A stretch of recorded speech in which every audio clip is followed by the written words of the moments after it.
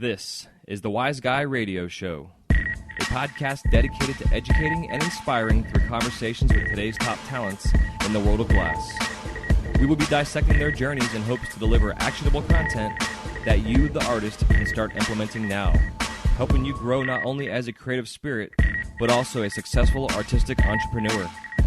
With a little organization, relationship building, and your artistic ability, you can obtain greatness.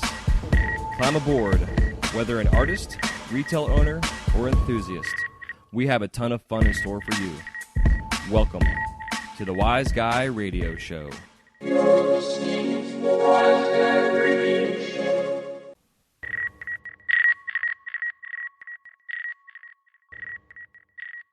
Hey, what's happening? Welcome to the Wise Guy Radio Show, episode number 144. This is Jae Merm, your host, and thank you so much for tuning in today. With 17 years of experience behind the torch, I am as excited as always to bring you conversations with artists, sharing their stories in hopes to inspire and entertain, while helping you grow your business. And today is no exception. Today's guest features Jae, goes by HLK Glass on Instagram and social feeds. HLK stands for Happy Little Korean, and she is a little badass Korean girl. She's been in the torch, or behind the torch, and in the glass scene for a little bit over 5 years. Took some time off after doing some production work for a company, and has been now working a full-time 9-to-5 in the weapons industry. And those that follow her on Instagram will see that she likes her guns and knives and what have you, but also is a fan of art and glass in general. Has an amazing little boy, Tristan, which we talk a lot about. And we just have an overall fun conversation. We cover the glass, and really my whole point of bringing her on was to just kind of discuss kind of lifestyle and just the life of a female glass artist who is a single mom and is working a full-time job and is also trying to find her voice in her glass.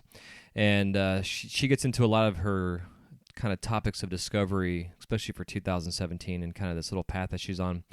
I thought it was a lot of fun. We just kind of really ran all over the place with this conversation, and as you'll be able to hear, it was pretty good chemistry with the conversation, and just for me personally, it was a lot of fun.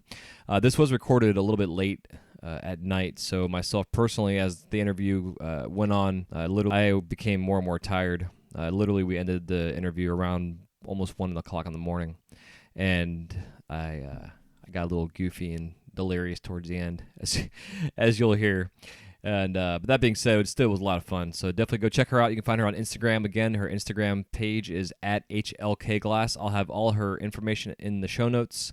One thing I will say also that was a major topic of conversation about this whole with her, and why I want to bring her on was her life has been a journey of discovery and adversity. Being born as to parents who were not married yet, basically born out of wedlock in South Korea. From there, she was adopted as an infant by American parents, and is now in the States and has been her whole life. And going from there to her college career, and she was hoping to get into become a collegiate athlete playing lacrosse, and then suffered a severe ankle sprain, which more or less ended her career in her senior year in high school. And she still went ahead and tried to play her freshman year in college, and re-sprained and re-injured the same ankle, which basically caused her to just say F it, and she finished out her freshman year of school, and then she joined the Air Force and became a fighter jet and heavy cargo airplane mechanic, which is pretty badass. So, yeah, my dog decided just to let herself out in the studio. So anyways, sorry for the distraction. Wanted to remind you as well that right now Mountain Glass has their January sale going on for the whole month of January in 2017 here.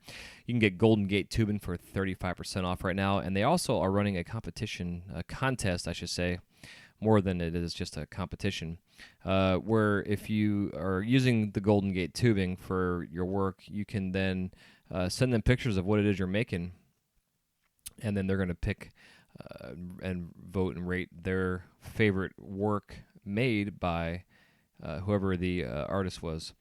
So basically it says, announcing this month's Mountain Glass Art Contest. This month we want to see your best glass art featuring Golden Gate tubing. Post or send pics of your best glass work featuring as many varieties of Golden Gate tubing that we offer, and become eligible to win a 3-pound bundle of Golden Gate tubing. This special contest only lasts a month, so get on that torch and show us all why you deserve to win.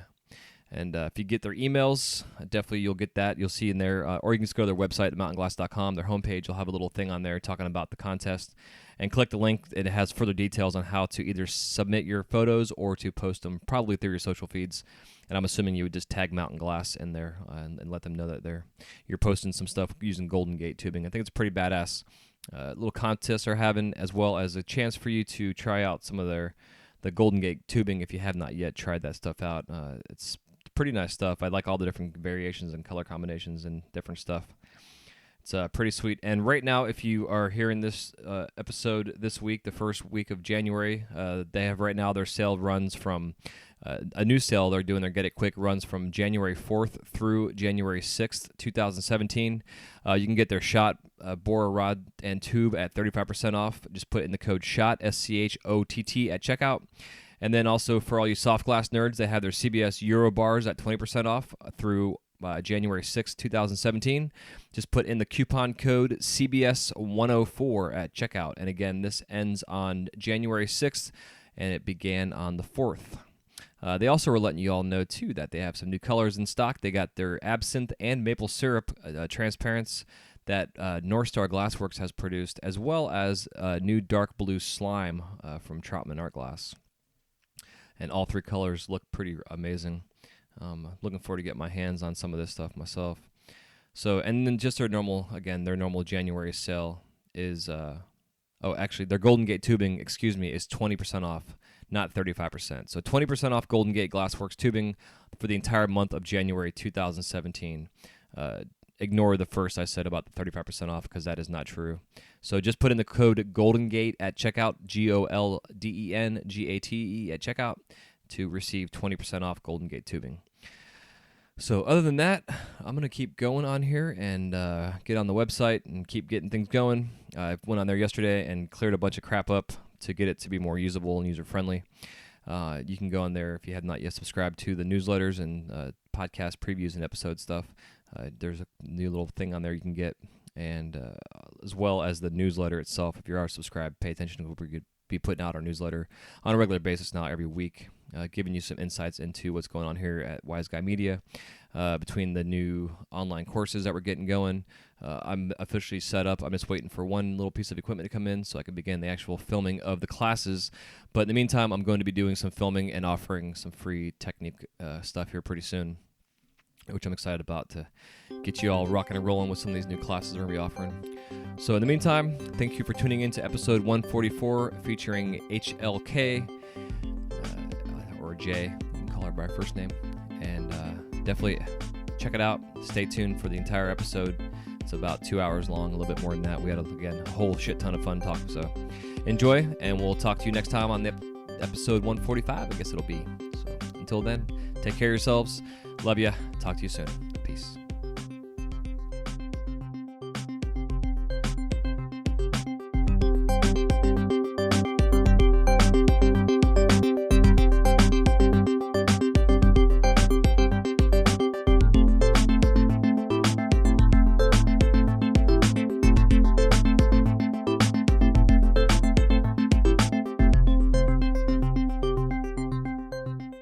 Hey, Jay, welcome to the show.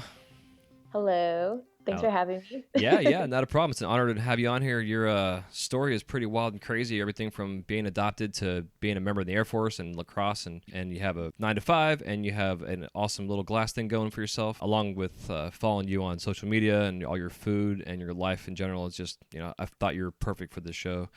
So stoked to have you on here.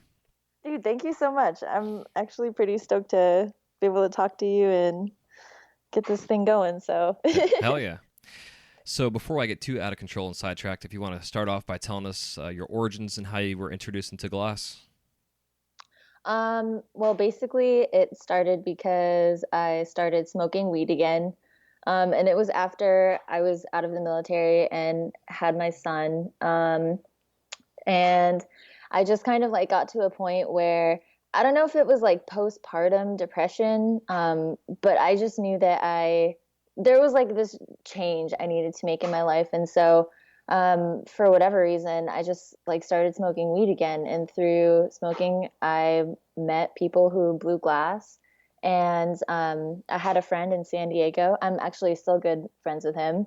And he just invited me over to his studio and was like, hey, come and see if you like it, check it out. And I went over there for a weekend and it was awesome. We went to the beach, we melted some glass, and yeah, that's kind of how it started out of state.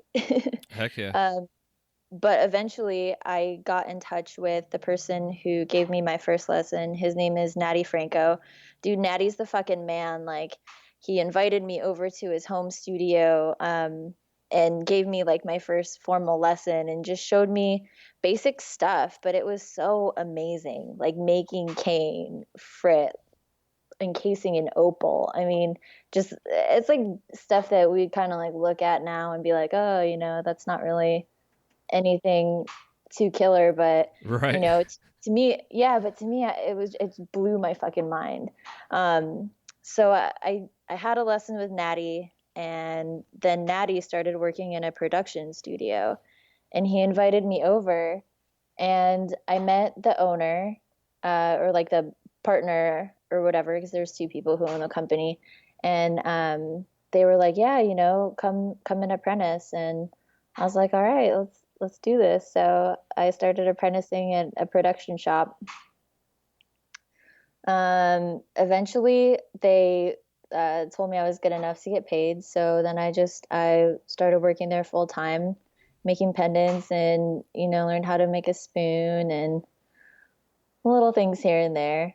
Right. So About how yeah. long do you think it was that they finally felt you're worthy to begin making stuff? Or actually, I shouldn't say making stuff, but to get paid. Oh yeah. I think it was like I would say like 6 months. Okay. Um, but I can't say for sure because you know how a lot of people are in the glass industry. They're just like kind of spacey. So it might have been like a little bit more than 6 months when Are you I referring started to getting yourself or to them? steady things. Not knowing how long it's Okay. been. Yeah, like okay, so I'm a little spacey. It's Everybody knows okay. Yeah, that. I am too. But totally like they were pretty spacey when it came to like paying and stuff. It was kind of like inconsistent. Yeah, it So, sucks. Yeah, I think that that's kind of over the years. It's part of one of those the big dream of having a studio. I know I've had it myself. I've had like 7 or 8 studios over the years where I've had mhm, people working for me, and it's definitely it's not easy to do. It's definitely a business, and you gotta have a business sense. And it's like you can't do everything, which could be I don't know what the involvement was with them, but yeah, it sucks either way. totally. But it sounds Yeah, like you got a good foundation though before you even got there that allowed you to learn quickly to then getting paid when you were definitely. actually getting paid.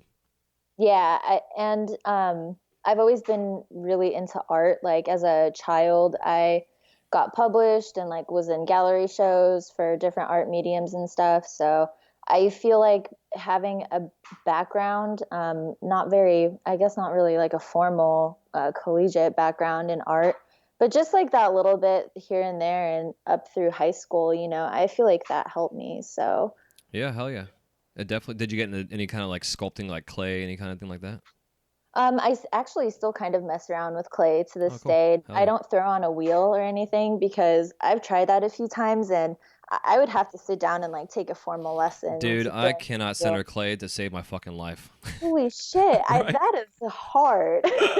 It's like I can make this shit in glass, but like my teacher for college, she was like maybe like 4'11", and about 8 months pregnant when I started taking her class, and she could like take the biggest blob of shit out of the bucket, and then just like center it, get a little bit of Mhm. water in there, and stick her thumb in the center of that thing and run a whole wall up like 6 feet tall, Dude, it's like. Yeah, amazing. I know, Yeah, right? And she's like, "This is all you have to do." And I'm like, "I can't get this shit." So I'm the same way. I'm more in the sculpting and building, but yeah. So, totally. anyways, sorry, I had to throw my No, two you're cents in good. there because I told you I'm the same way. I think it's pretty funny.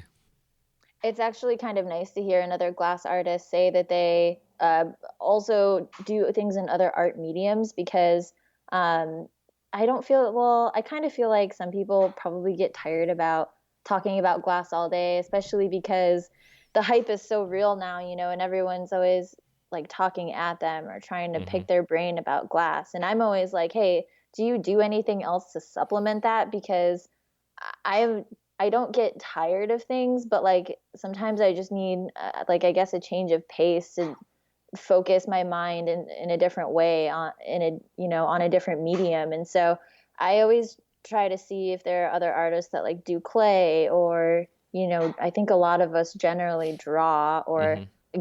try to draw, Yeah, especially like, yeah, I agree. Yeah, go on. oh, sorry, No, no, sorry. I was cutting you off. I'm so bad. I'm so bad about that. But just to like get our ideas out there as a baseline. But Hmm. yeah. Yeah, for sure. Because I know like a lot of the guests I've had on are just people in general, art glass artists. I always ask them that if they draw or sketch or whatever, and I've come across several that don't or can't draw, or they can't draw a stick figure even, but then they go make glass, and it's just whatever they are able to translate from their brain right onto the glass. It's just fucking mind blowing. Dude, it's crazy. I know that for me, in particular, clay has really helped me with sculpting. Hmm. Not so much the process of how I would do it in glass, but just like putting different shapes together. It's really nice to be able to physically see it without going out to the torch and like just cracking a bunch of shit and just having like a pile of trash. Yeah, yeah, So, yeah. That's why, like in the creative process, I always preach to do something in clear, like do like a clear sketch. My buddy Christian is a soft glass guy. He mhm, always referred to like his first piece was always in clear, and that was like his sketch, and he would maybe throw like the first 20 away, but they were in mhm. clear, so it was like whatever to him. And then he'd get that final one that he's like, okay, this is it. This is what we're gonna refer to as our sketch, and then make it in several different ways in color. But I agree too with the clay because, like, in myself, my child, since I was as long as I can remember, I've always done some kind of drawing or clay or something. And I remember being a kid making fish in clay and trying to get like as detailed as I could, just using like my fingernails, and just different impressions with my hands. Which then translating into glass, I had to learn how to use tools. I couldn't really use my fingers anymore. So it's definitely Yeah. different. But I do agree, it teaches you proportion and shape and movement of structure, and it's interesting taking away and adding, and it's a lot of similarities. Oh yeah, proportion has been a huge issue for me. So using clay first has really helped me with that. Yeah, that's awesome. So you did the company, you worked for them for what, like a year, not even that, or something like that. I actually worked for them for like Oh, two-ish okay. years, almost, yeah, like two, almost 3 years. Dude, I mean, it was a lot of fun. There were a few different artists in there.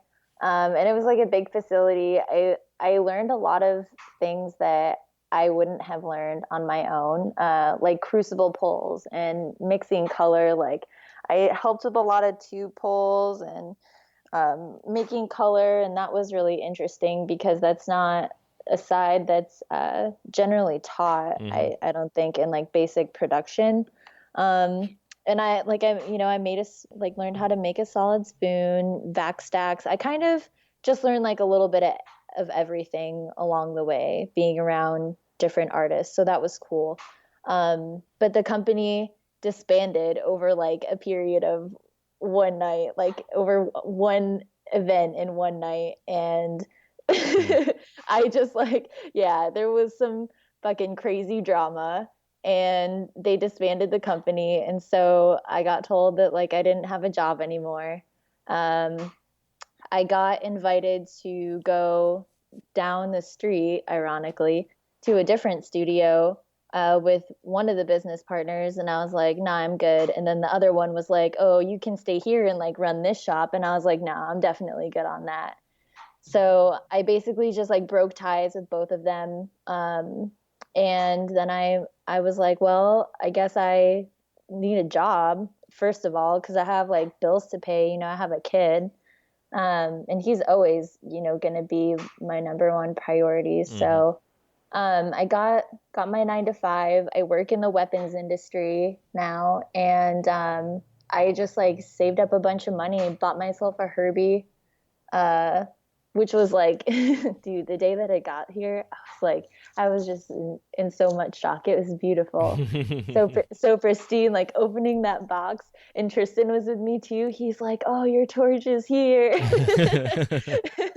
I feel like he was just as excited as I was, so that was really cool. Yeah, it is. And then the previous summer, I had bought a kiln at Champs because ABR does that. They'll try to just sell them so they don't have to put them in storage. So I got a good deal on like a real decent sized Paragon, and yeah, I pretty much had everything else after that. My old shop apprentice that was working with me at the production studio decided to be a tattoo apprentice. So he gave me like his oxygen tank and all this clear and some tools and Rad. his hoses and gauges. Yeah, dude, he's so fucking solid. Honestly, like he's one of the best guys. We're still super good friends to this day. And if you ever need a tattoo in Vegas, go hit him up. His Instagram is Art by Goon. His name Hell is yeah. Al. Tell him Jay sent you. But yeah, What was his he's name again? You said Alan? Alex, Alex, okay. like Alex Trebek. Awesome. It's just your signal went away for a second. I just want to make sure, because I'll put that in the show notes for everybody. Check them out. Oh yeah, for sure. Yeah, I appreciate it. Yeah. So, but yeah, he gave me a lot of the things I needed to start. I got like ventilation and stuff and my garage, and I just started like a little studio in my garage. Got a drafting table off of Craigslist for a real good deal. Nice. So, yeah. That's awesome. Yeah, it honestly I couldn't have asked for it to work out any better than it did. And there were times when I was like, man, maybe I should just sell this shit and just quit because I don't even know if it's worth it anymore. But I always stuck with it. There were a lot of times after I set up my shop where I wouldn't go out here for weeks. I would just like look at all this shit and be like, man, this fucking sucks. Yeah. It was really weird to go from being in a production studio to on my own. And like the way that we all broke ties was not like honestly it like wasn't good at all. Yeah, I'm sure it put a bad taste in your mouth. You probably had to heal from that too for a little bit. Totally. Yeah. I was super bitter, to be honest. Like I felt like I definitely got fucked over, and like it is what it is now. Like I'm over it, but just at the time, I was like, man, it all was just a mess. So I got over it and started to try to find my own path and forge my own way and figure out my creative voice in glass, and that's like where I'm at right now. Yes. Do you remember that moment in time when you felt like, fuck this, I'm gonna go out there and make something? Yeah, and it was always good when I got in a good mindset and I was determined to make something, or I had excuse me, something in particular in mind. It honestly, like, it would always work out, and I think it was just because I had that mindset, like, hey, I'm gonna do this, I'm gonna do it well, and it's going to be good. And it always was. But there were days when I knew I wasn't feeling it, and I would try to go out there. And I know everybody who blows glass knows exactly what I'm talking about. Like the days where you should just not even try, but you do anyway. And it's still good, that we do. But sometimes it ends in disappointment or anger or whatever, definitely not positive. Yeah, and it's like through my life of the 18 years of doing this, I've gone through relationships and what have you, and anybody I was with, friendship, whatever, I always let them know, like, I'm about to go to work, and if you start wanting to argue with me or get me in this bad mindset, my day is gonna be fucked. Totally. And it sucks to like have somebody else, blame them for this negative energy you're getting, but still, you know how this shit is. Like you're saying, like there's days where it's like getting in an argument with somebody and going and getting in a car is like the worst thing you can do, Yeah. But for those of us that support ourselves with this medium that we have to go work, those days you're in there that you don't want to be there, that you have to be there, and then like 1 or 3 out of every 5 pieces you're making cracks and goes to shit. It's like, fuck, I should just be at the beach or in bed. So whatever. No, I feel you. And to me, glass is really emotional. And I don't know if it's just art. This is the first thing that I've ever really like stuck with besides the military or lacrosse. And like organized sports are totally different Hmm. than doing any kind of like art, especially on your own. And so to me, glass has always been very emotional, and I don't know why. It just I think it's because I try to translate my feelings or in into something physical that people can see, whether it's like, something stupid or, whatever, but it's just yeah, it's a very emotional thing. Yeah, no, I totally agree. It's like an expression of what you're trying to say. Whatever that voice is you're trying to get out and talk about and share with the world. And you get all the love out there, and then all of a sudden you get one asshole that's like, yeah, that shit sucks, and then it ruins everything. Dude, people are fucking haters these days, man. And I feel really lucky because I haven't had really anybody, and I'm probably going to jinx myself now. Everyone's going to go on my Instagram and talk shit to me. But like, people have really not said anything mean to me. At least anything that really stands out that I can remember. They've always been like, oh, that's cool. Or I don't know if it's because everybody knows I have guns and like knives and stuff like that. They don't want Well, fuck they don't you. want to talk shit. Yeah, I think it's but because you have this persona, which is who you are on social media feeds that people see that they dig, and that you haven't like been some showboating chick out there doing your thing, and then all of a sudden you're a glassblower. You're actually like you're an artist who found this medium years ago, and now you're showing everybody what you're doing. I appreciate that. I feel like I came from a really humble beginning where I was, I started out as an apprentice, like I wasn't getting paid. I just stuck with it because I like to do it. Hmm. And for me, that's super rare. And the fact that I wanted to continue on in glass, even by myself after what had happened, separating from the production shop, that just spoke volumes to myself because, for the basic reason that I usually am just really, I'm really okay with cutting things off and just like being done with it, whether it be people or like relationships. And it's not a good quality, but I just can sever ties like with anything. What's your And be astrology sign? I'm actually on the cusp of a Scorpio and a Sagittarius. Oh, nice. So yeah, so Makes sense. I'm kind of difficult. Yeah. Yeah, cause I'm a second deacon Sag, so I'm gonna know what it's all about. You're like the asshole of the group of us. Oh, totally. Yeah. Because I'm the same way. I can cut and run with no problem and not even look back. Like I've always considered my personality to be a kind asshole. Like I'll give you the shirt off my back, but tell you to go fuck yourself at the same time. You Oh know. yeah, definitely. So Yeah. I definitely And understand. I feel like you and I are really alike in that way because you seem like you're just like super nice and you don't want to be mean, but like if you're pushed to it, then like it's go time. Like you can handle it. So Yeah, that's why I don't fight anybody though, because I'm afraid I'm gonna kill somebody if I ever do. Like I've been watching wrestling since fifth grade, so I got about 35 years of WWF in my brain of power bombing and suplexing people, and that kind of shit. So yeah, I dude, avoid. Yeah. I feel you. I feel you. It's funny that you actually say that because someone was trying to talk shit to me on the internet once, and it wasn't even about glass. Like it was about something stupid. And I was like, dude, if you really like want to talk shit to me, then just write it all down on a piece of paper and then come and talk to me when you're in Vegas. Like I'm down to come and talk to you.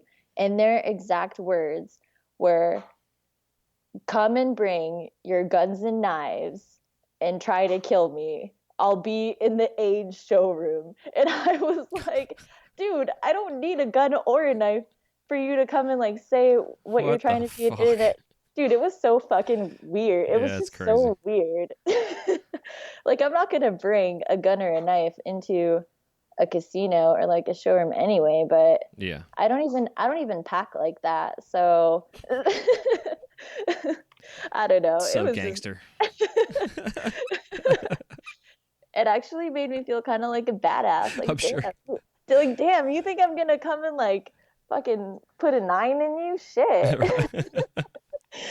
Oh, that's so funny. So that's actually a good transition because I want to go way back here now before your glass because I think you are a bit of a badass. I wouldn't say a bit, but I think you are a badass. Just based on your life that you've had from being born where you were to where you are now. It's like I don't know. It just like we talked about kind of pre-show. The glass medium is such a kick in the nuts or vagina, whatever sex you are, and it's like the adversity we have to overcome on a constant basis, whether we're cutting and burning ourselves or our shit breaks or someone's talking shit about our glass on Instagram or whatever. It's like all this stuff we have to constantly deal with. Could the simplest person just be knocked down and say, fuck it, I'm done. But we just keep going and going and going and going. And next thing you know, it's 25 years later and you're making amazing artwork and you're still expressing yourself and still breaking stuff and cutting yourself and burning yourself, But where you've come from, being born in South Korea and then being adopted at a few months old and then going and having this amazing experience with the Air Force and going to college and playing sports. So I kind of went back up there like, I guess your influence like through your parents, your adopted parents, like were they really like? I mean, obviously, adopting you is an amazing thing, and just in general, as a human being, to do that for another human being. But then, like, to take you on in this path and this journey and where you are now, like, do you feel like they were really there for helping you out, motivating you? Definitely. Yeah. I like my parents, I have to say, I feel like I only have really one set of parents, and that's my adoptive parents. Mm-hmm.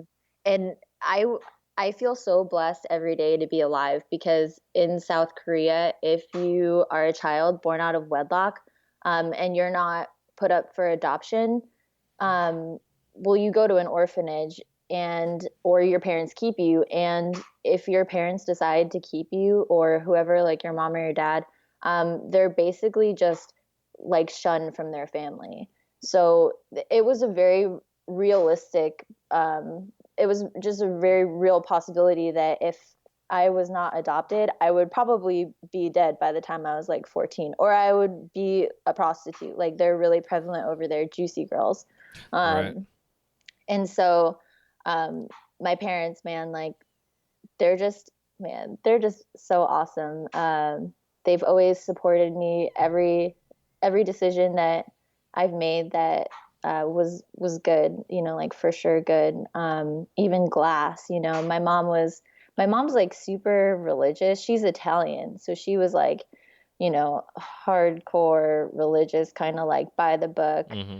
And my dad was actually raised by, well, my grandpa, my grandma, and my grandpa was a World War II veteran who also got a Purple Heart for being shot in the leg by a sniper.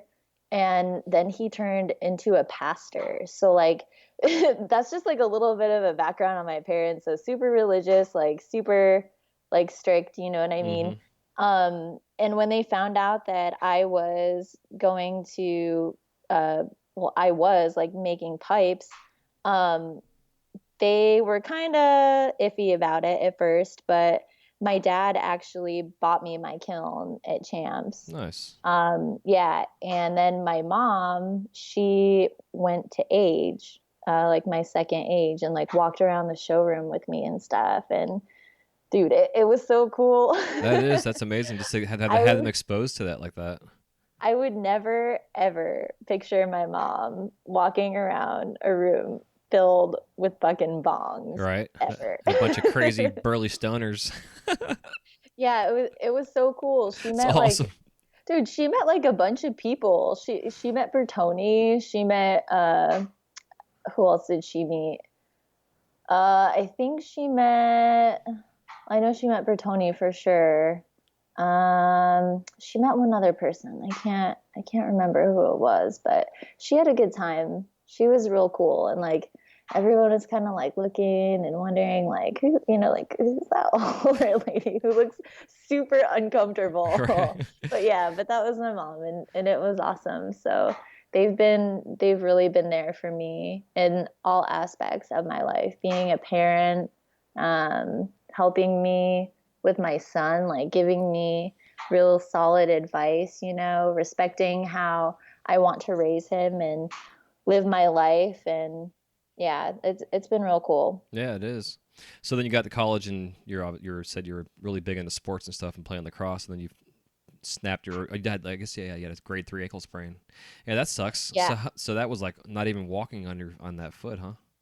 Yeah, I actually don't know how I was walking to begin with. I Yeah, it's think I just crazy. have a really high tolerance for pain, but I played lacrosse and I was really involved in organized sports from a super young age. In middle school, I got started in lacrosse, and I just kind of continued on, and I was pretty decent.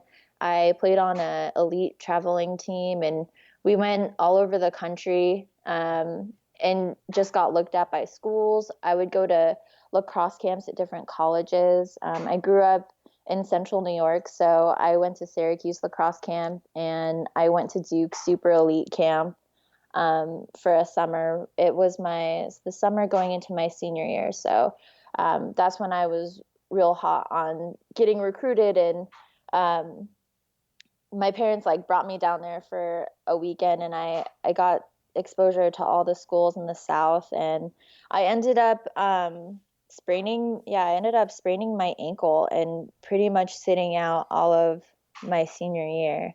That And that sucks. was like, dude, that was a fucking bummer. Like that was real hard. And I was kind of sweating bullets because I was pretty much banking on going to a college and playing lacrosse. Hmm. Even though I didn't know what I wanted to do in school, I all I knew is I just wanted to play lacrosse. So I sprained my ankle and I sat out, and the determination was that I was going to have to get my ligaments reconstructed, and that was by like the one of like the best athletic doctors in central New York, like in the tri-state area. So I was devastated. I ended up just picking a Division 3 school because I honestly didn't feel like there was any point in going to a Division 1 if I was gonna have to redshirt my freshman year anyway and possibly like never play again. Hmm. Um, After surgery. So I chose a Division 3 in North Carolina. I went down first the first semester of my freshman year, and I ended up spraining my ankle again. I Jeez. never had, dude. I know it was like it was heartbreaking. I was just I was super upset, and so I actually left after my freshman year. I never got reconstructive surgery, and I just healed up and did my physical therapy. And then I decided to go into the military because, like, I think just knowing I wasn't going to play lacrosse ever again, it was just kind of like pointless for me, which I know is not good because, you go to college to gain an education, but I honestly did not give a flying fuck about going to class. Yeah. I just wanted to go and like play sports and stuff and parties. So, um, Yeah, I yeah, understand so that. that's what it was all about for me, and it just wasn't a reality anymore. So I ended up going to the military, and I went through basic training. I was the dorm chief of my flight, so that means that I was like the one person in charge. I was always having to like report to like our sergeant or like whoever. Dude, it was fucking stressful, but it was amazing. It was one of the most amazing experiences. I went to tech school after that in Wichita Falls, and it was for aircraft, like to be an aircraft mechanic. So I got orders after I graduated that I got orders to Alaska, and that's where I was stationed. And I was working on F-15s, F-22s, C-17s, and E-3 AWACS. It's like a giant spy plane. Yeah. So yeah, dude, it was that was like that was fucking cool though. Yeah, it's killer. It's interesting because my uncle flew F-15s and he was stationed in Anchorage back in I think up through I want to say like 98, 99, and then when his they at the point then they were actually pulling the planes out because the F-22s were coming in, but they weren't ready yet. I guess at that point in their Mhm. development stage. So he was going to go to the Pentagon and have a desk job for 4 years. And he was like, fuck it, I don't want to do this anymore. So he retired, and now he flies and trains pilots for UPS. Dude, that's awesome. Yeah. Yeah, for a while, when I was up there, we still had F-15s, but I think probably at the point when your uncle was up there, they were phasing out the E models, which are like mostly the two-seaters. Yeah, exactly. Those are two-seaters, Yeah. and then like there's also C and D models, and like we still had a couple two-seaters, but they weren't E models on base. So, like I think we had, yeah, there were like two F-22 squadrons, and then there was still the one giant. I mean, it was huge, a giant F-15 squadron. Like they pretty much had one whole side of the base all to themselves. Huh. Did you guys Or the have flight line. were the A-10s there still? No, we didn't have A-10s. The only time I had A-10 exposure was when we went TDY to Nellis, which is like basically TDY is like when you get temporary orders to a different base for whatever, like training. I went to Nellis, which is actually here in Las Vegas. It was my first time in Vegas, and we were flying in red flag. And so it's basically like red flag, green flag, gold flag. Like there's all different kinds of names for them now. But it's a huge training exercise where everyone from even different parts of the world come, and they bring different planes. So it was super cool. Like Japan was there, Germany was there. There were Navy aircraft. I mean, it was tight. There were F-16, like aggressors. It was awesome. Hell yeah. Yeah, because as a kid that would watch my uncle, he flew all over the country at different bases and whatever, starting with F-4s and the F-16s and whatever. And that's something I always wanted to do. So I all through high school, I got all my shit together. I was like making really good grades, and then I was introduced into cannabis, and I said, fuck it. Like I even had a letter from Governor Nelson, who was my grandfather ran his campaign like in the late 80s. Like all kind of crazy shit. So I had like all these recommendations. I mean, I had everything I needed to get into up into the Air Force Academy, to get into the flight academy up there, except for the fact that I didn't want to go eventually. I don't know. Life takes its turns and twists, but either way, I still try to go to air shows when I can.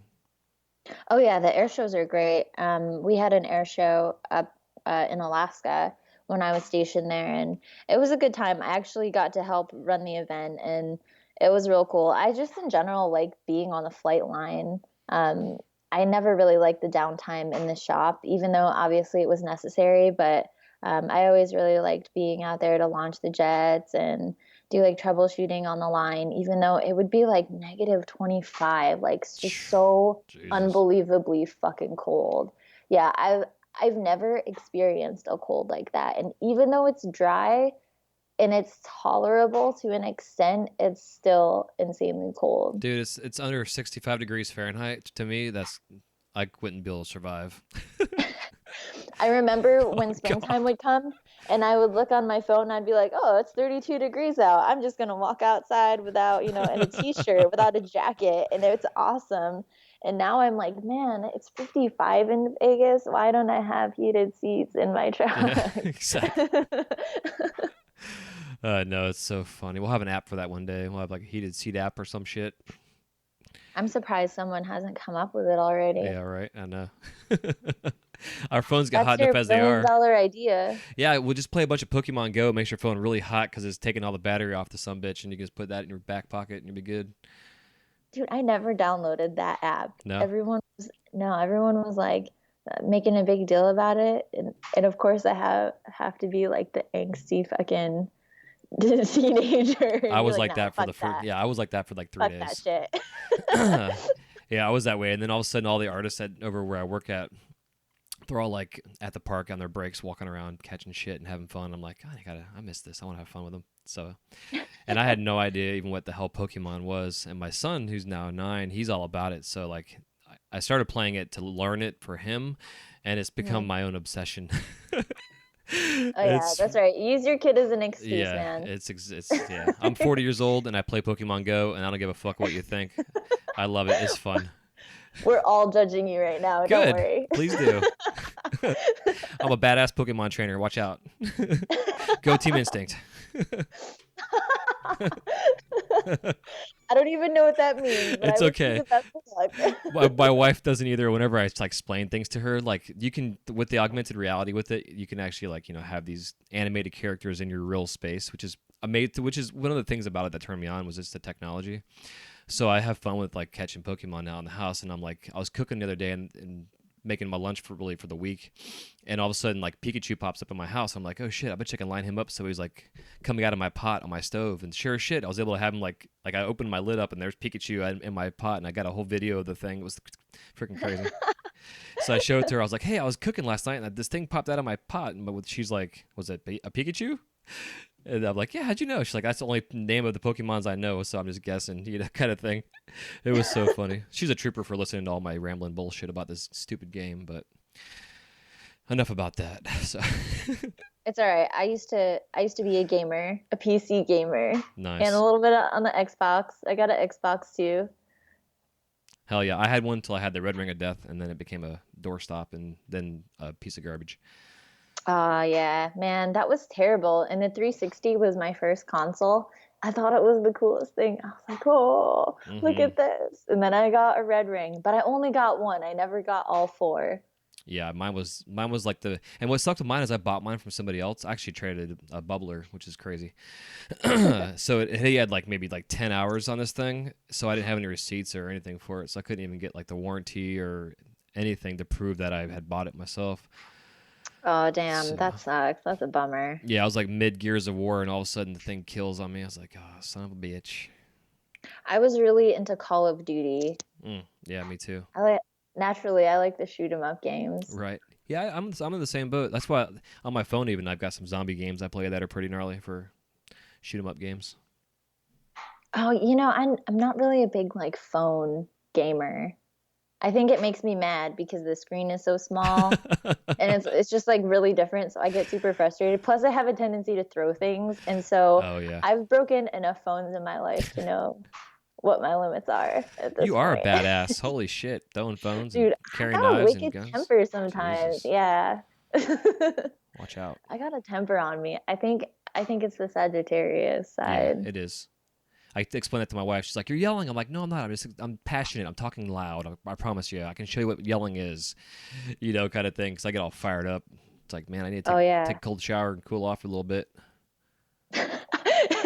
I feel I feel you. Someone tried to play a joke on me at work, and I was walking out of the office, and they were like, it was really stupid. Um, but anyway, I was like, oh yeah, my vacation's in there, right? Because I told you we're going to Orlando or whatever. We're going to take Tristan to Disney, and so I was like, yeah, my vacation's in there, right? And they're like, no, but everybody else's is, and people are like going away that same week. And I was like, dude, are you fucking kidding me right now? And they're like, no, there's nothing in the books. And I was like, oh my fucking god, this is like not good. And I just walked out of the office, and I took like 4 steps out of the threshold, and I was shaking, and like my palms were sweating, and my like body temperature instantly rose. They're like, no, we're just kidding, come back. Oh my gosh, awesome. I was like, dude, you can't do that. You can't. Yeah, like if you were single and you didn't have like kids, involved in things happening like that, it may not. I mean, it would be a big deal still, but I'm sure you probably would have reacted a little differently. Dude, it was really because, and this probably sounds childish, but it's true. My mom would have just been super fucking pissed. Like it was my mother's reaction that I was more worried about. Hey, it's all good. Yeah, I still respect the moms. So Yeah. Yeah, so let's see if we can get the train back on the tracks here. So I went way out in left field, but whatever. It always happens. That's why I like doing this that's shit. okay. That's So all right. yeah, for sure. So yeah. So now we're out of military, out of playing sports. You're introduced into glass, do the studio, do your own thing. So now you've been doing your own thing now for what, about a year? You're saying? Yeah, I've been in my own studio for about a year, like a little bit under. This around this time last year, because it was like Age and Champs time, I still didn't have everything up and ready. Like I think I had my torch, but I didn't have everything else set up. Like I had to get an electrician to um, put the right kind of wiring in for my kiln and like outlet and stuff like that. And I really don't know too much about that. And I wasn't trying to like fry my house. Yeah, So good thinking. I had to call a professional. And I think it wasn't until really around like March, April, and even then I was still kind of like in a funk, but that's when I was really like ready to go up and running. So, yeah, it's been a little under a year now. Hell yeah. So when you're doing you're doing your stuff at home, having the 9 to 5. Like, when do you find time to do your glass? Do you do it at night or in the weekends and stuff?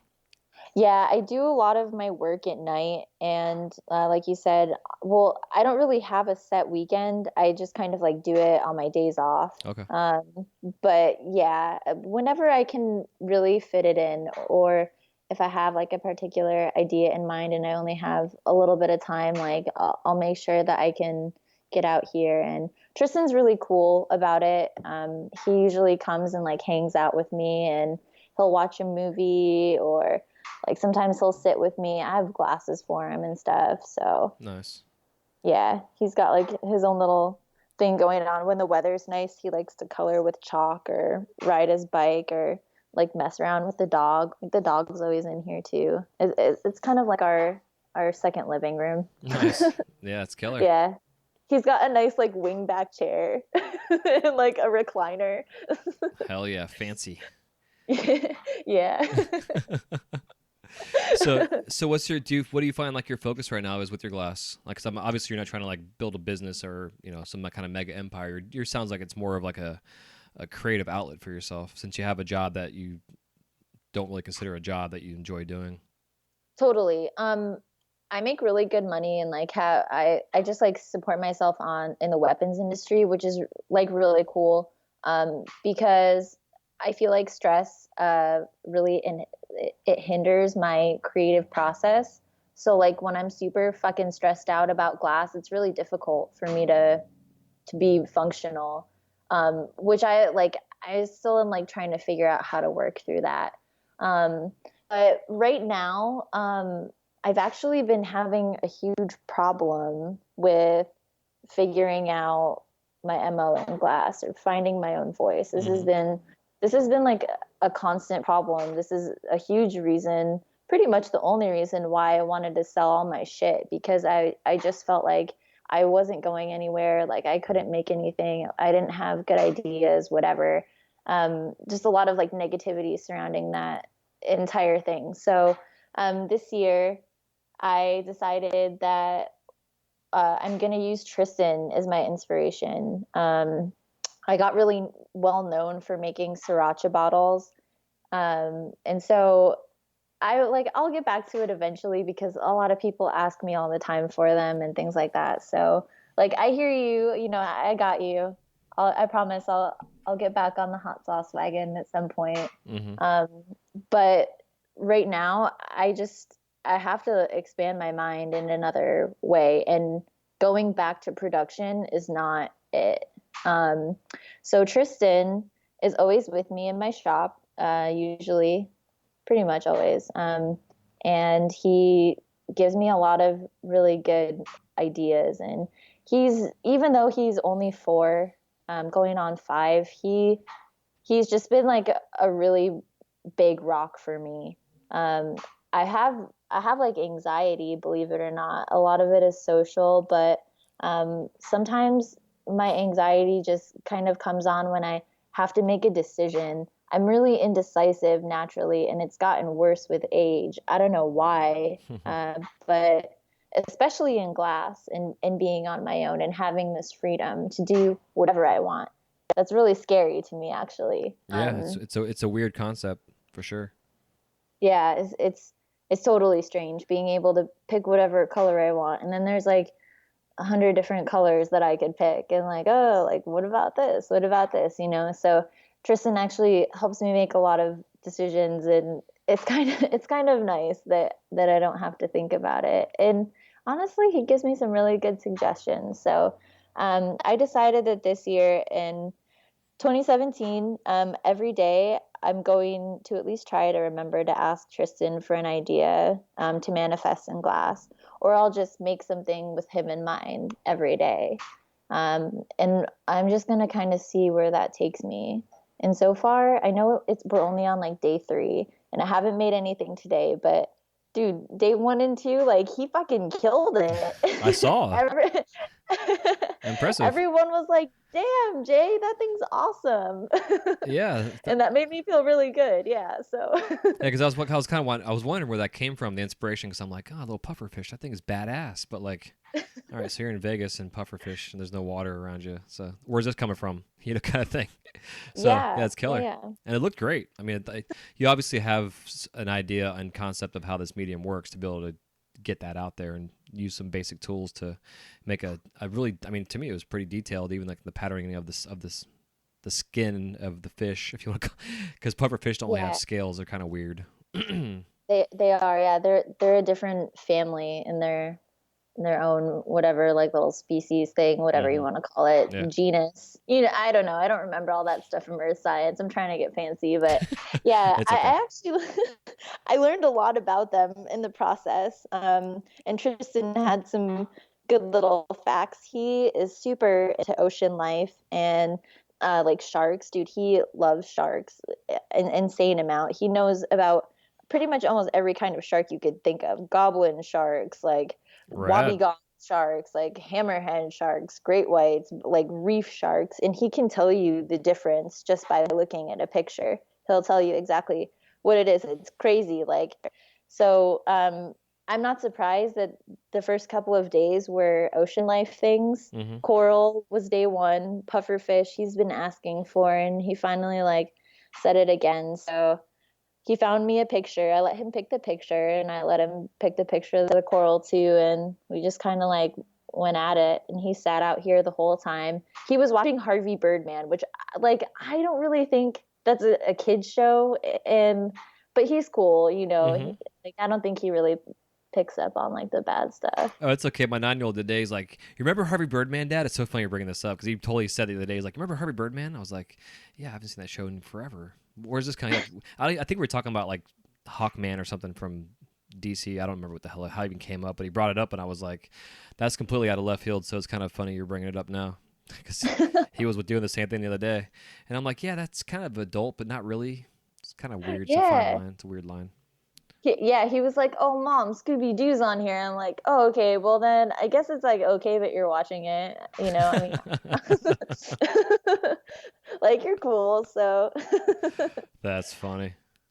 yeah, but yeah. So Tristan's just been, well, Tristan's like always been my number one priority in life, and sometimes I get a lot of heat for it because people don't understand what it is to be a parent, or like in general, even you know, like a young parent. I'm only 28, um, so you know, I'm like pretty young, um, but I don't do things that normal 28-year-olds do because I have a son. Hmm. So Yeah. so he's, you know, it's basically been just like me and him, he and I rather. Sorry, proper Hey, English. whatever.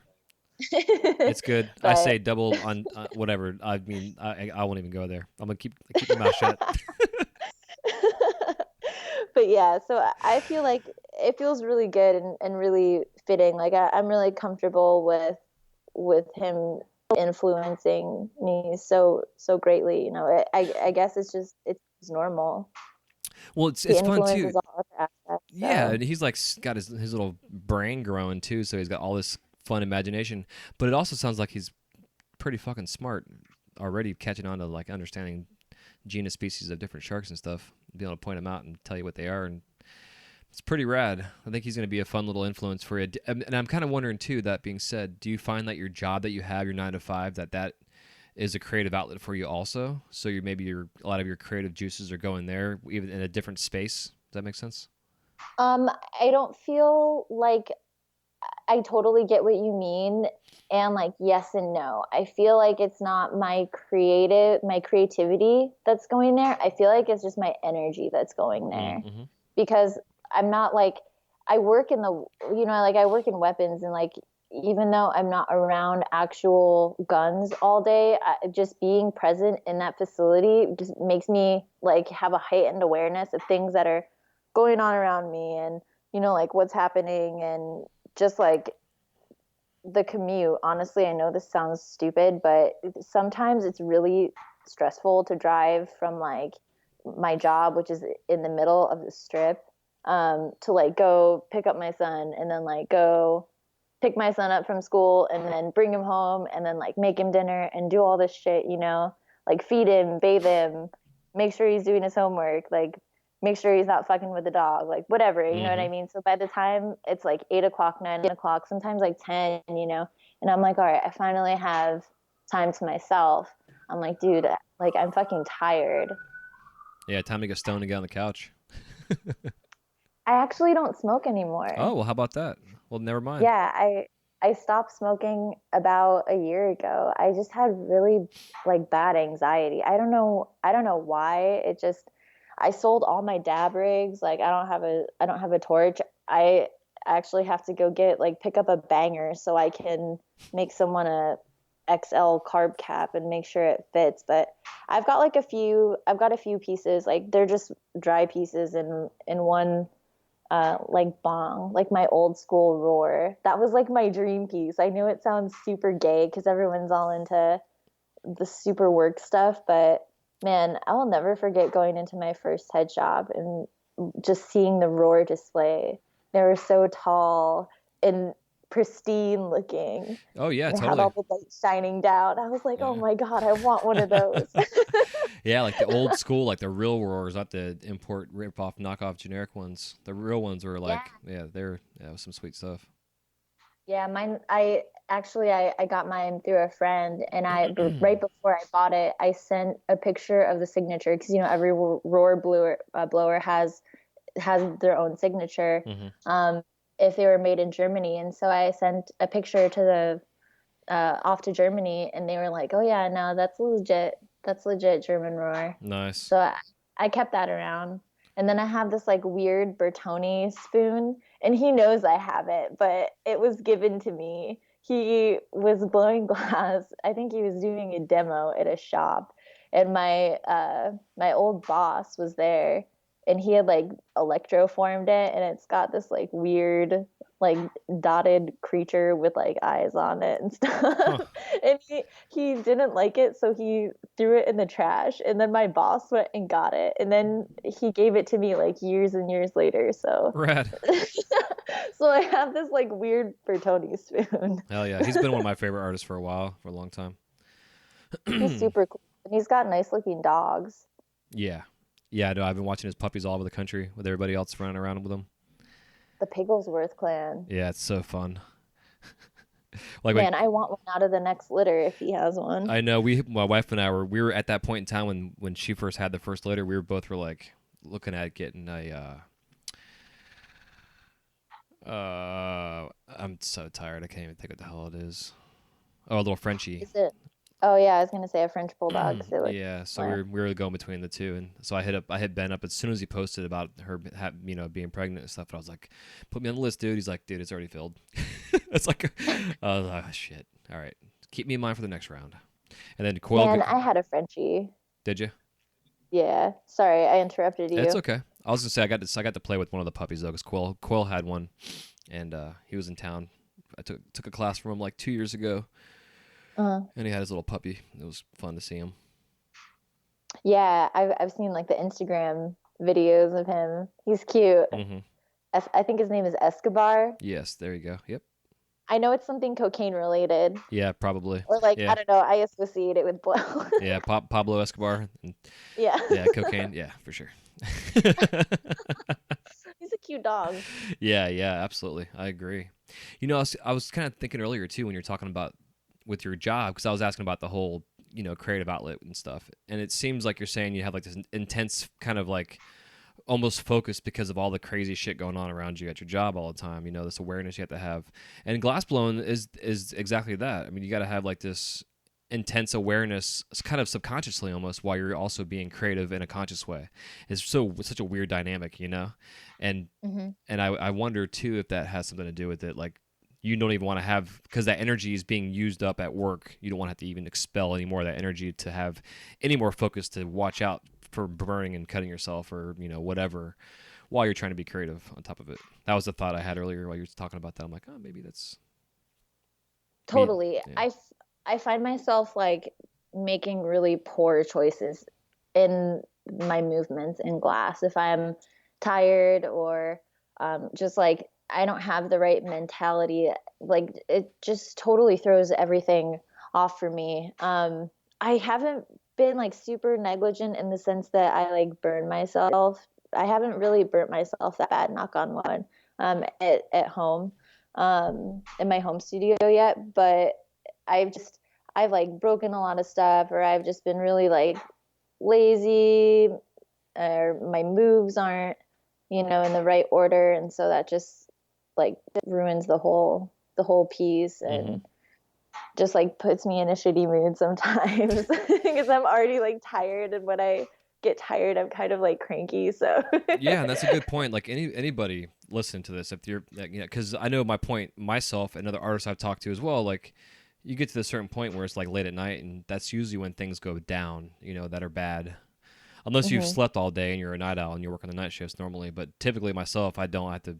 Like yourself, we have kids and family and what have you, and so the night shifts. Like I'll do a full day of my own thing at home and then get to the studio. I mean, literally like 9 o'clock at night, and maybe put like 4 hours, 5 hours in. And by the time it's like 1 in the morning and I'm getting tired, I'm like, I know I got to stop right now because I'm going to either break what I'm making or I'm going to hurt myself. Totally. So, Yeah, I feel you. I'm right there with you. Um, I think that I am really glad I have an at-home studio because it's such a luxury to be able to like go inside and like take a little break. Or sometimes I'll go to sleep and I'll wake up at like 3 in the morning and I'll be like, I'm probably not going to go back to sleep anytime soon. So I'll just get up and like blow some glass before I go to my actual job. heck yeah. So you're Just saying, try to get it in. yeah, I've done that before too. I think it's killer. And to have that access like that, I don't need more myself, but those I know that have had home studios are the same way. It's like, it's even fun to be able to wake up in the middle of the night with an idea and go out there and do something about it, not just have to wait. Yeah, Super convenient. definitely. So Definitely. you're saying with your job too is it's not like a Monday through Friday kind of deal. You guys have like a random schedules or Um, well, it's not, I'm like the exception, because I work directly for the owners of the company. okay, So I basically have the luxury of making my own schedule. nice. But because I make my own schedule, it's just kind of like it's a blessing definitely, but it's also kind of like a curse because I really like structure, and sometimes structuring myself is not the easiest thing for me to do. Mm-hmm. So sometimes I'm like all over the place. Like sometimes I'll go to work at like 5 o'clock at night and like work until the facility closes. Or like sometimes I'll go like super early in the morning, like 7:30. So every day is kind of like a new adventure Right. in itself. Yeah, it's nice having that though. That's killer. Yeah, it's definitely really nice, and I love my bosses. They're the most amazing people I've ever met. Really, they came from nothing, and they've just built this entire empire. And it's a husband and wife team, like it's a family business, and so they they have taught me so much just from allowing me to work with them and for them.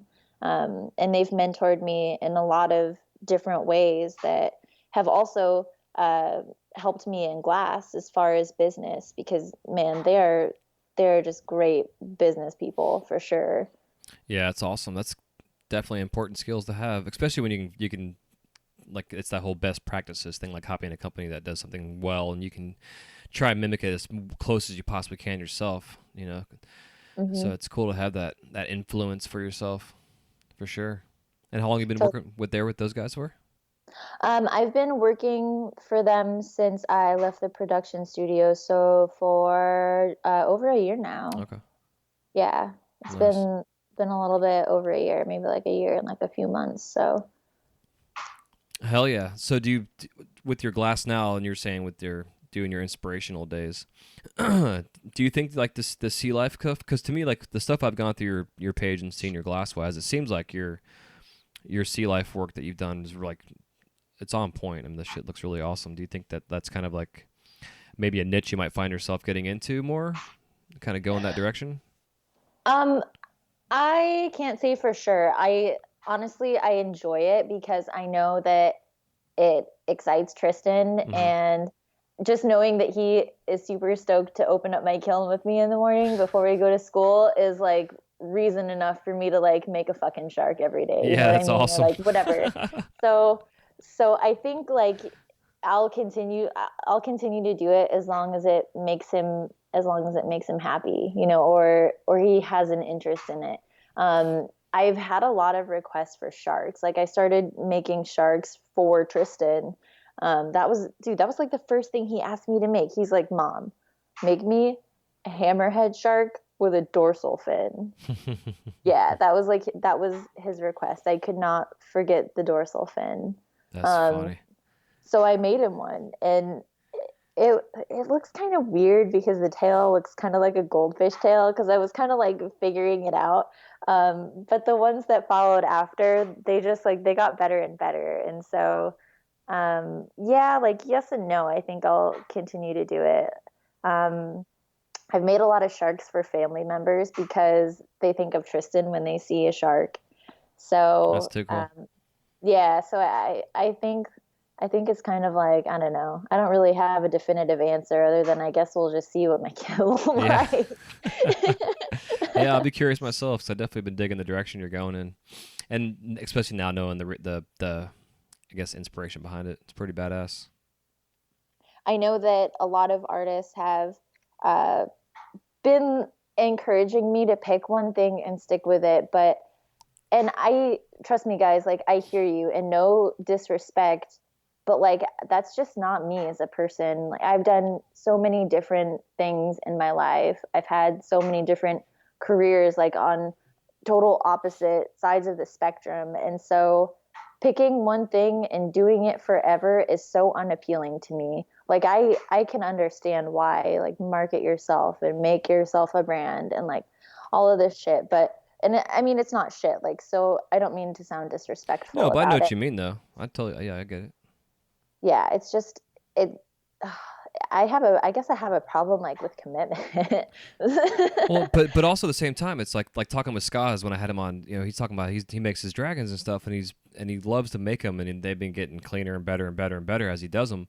But he feels Mhm. the same way. Like he feels like as an artist, he wants to express himself in a different way, but the dragons are paying his paycheck or his bills in a sense, you know, and that's his living.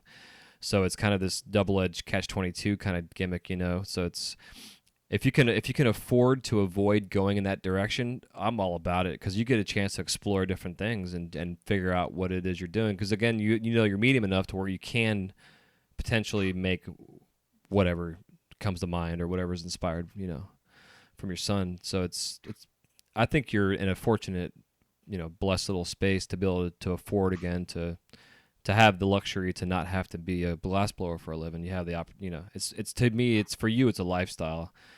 Mhm. You know, which is also again why I want to bring you on here because I dig where you are as a person. You know what it is you want to do, and you're doing it. You're not just like trying to make other people happy by doing things. You're doing what it is that you want to do to make yourself and your family happy. And it's I think that's important and crucial. You're not trying to impress anybody or put on a fucking show or anything. You know, you're just doing what you want to do, and if people like it, go for it. And if not, then you don't give a shit. You know, you're gonna still do your own thing. Totally.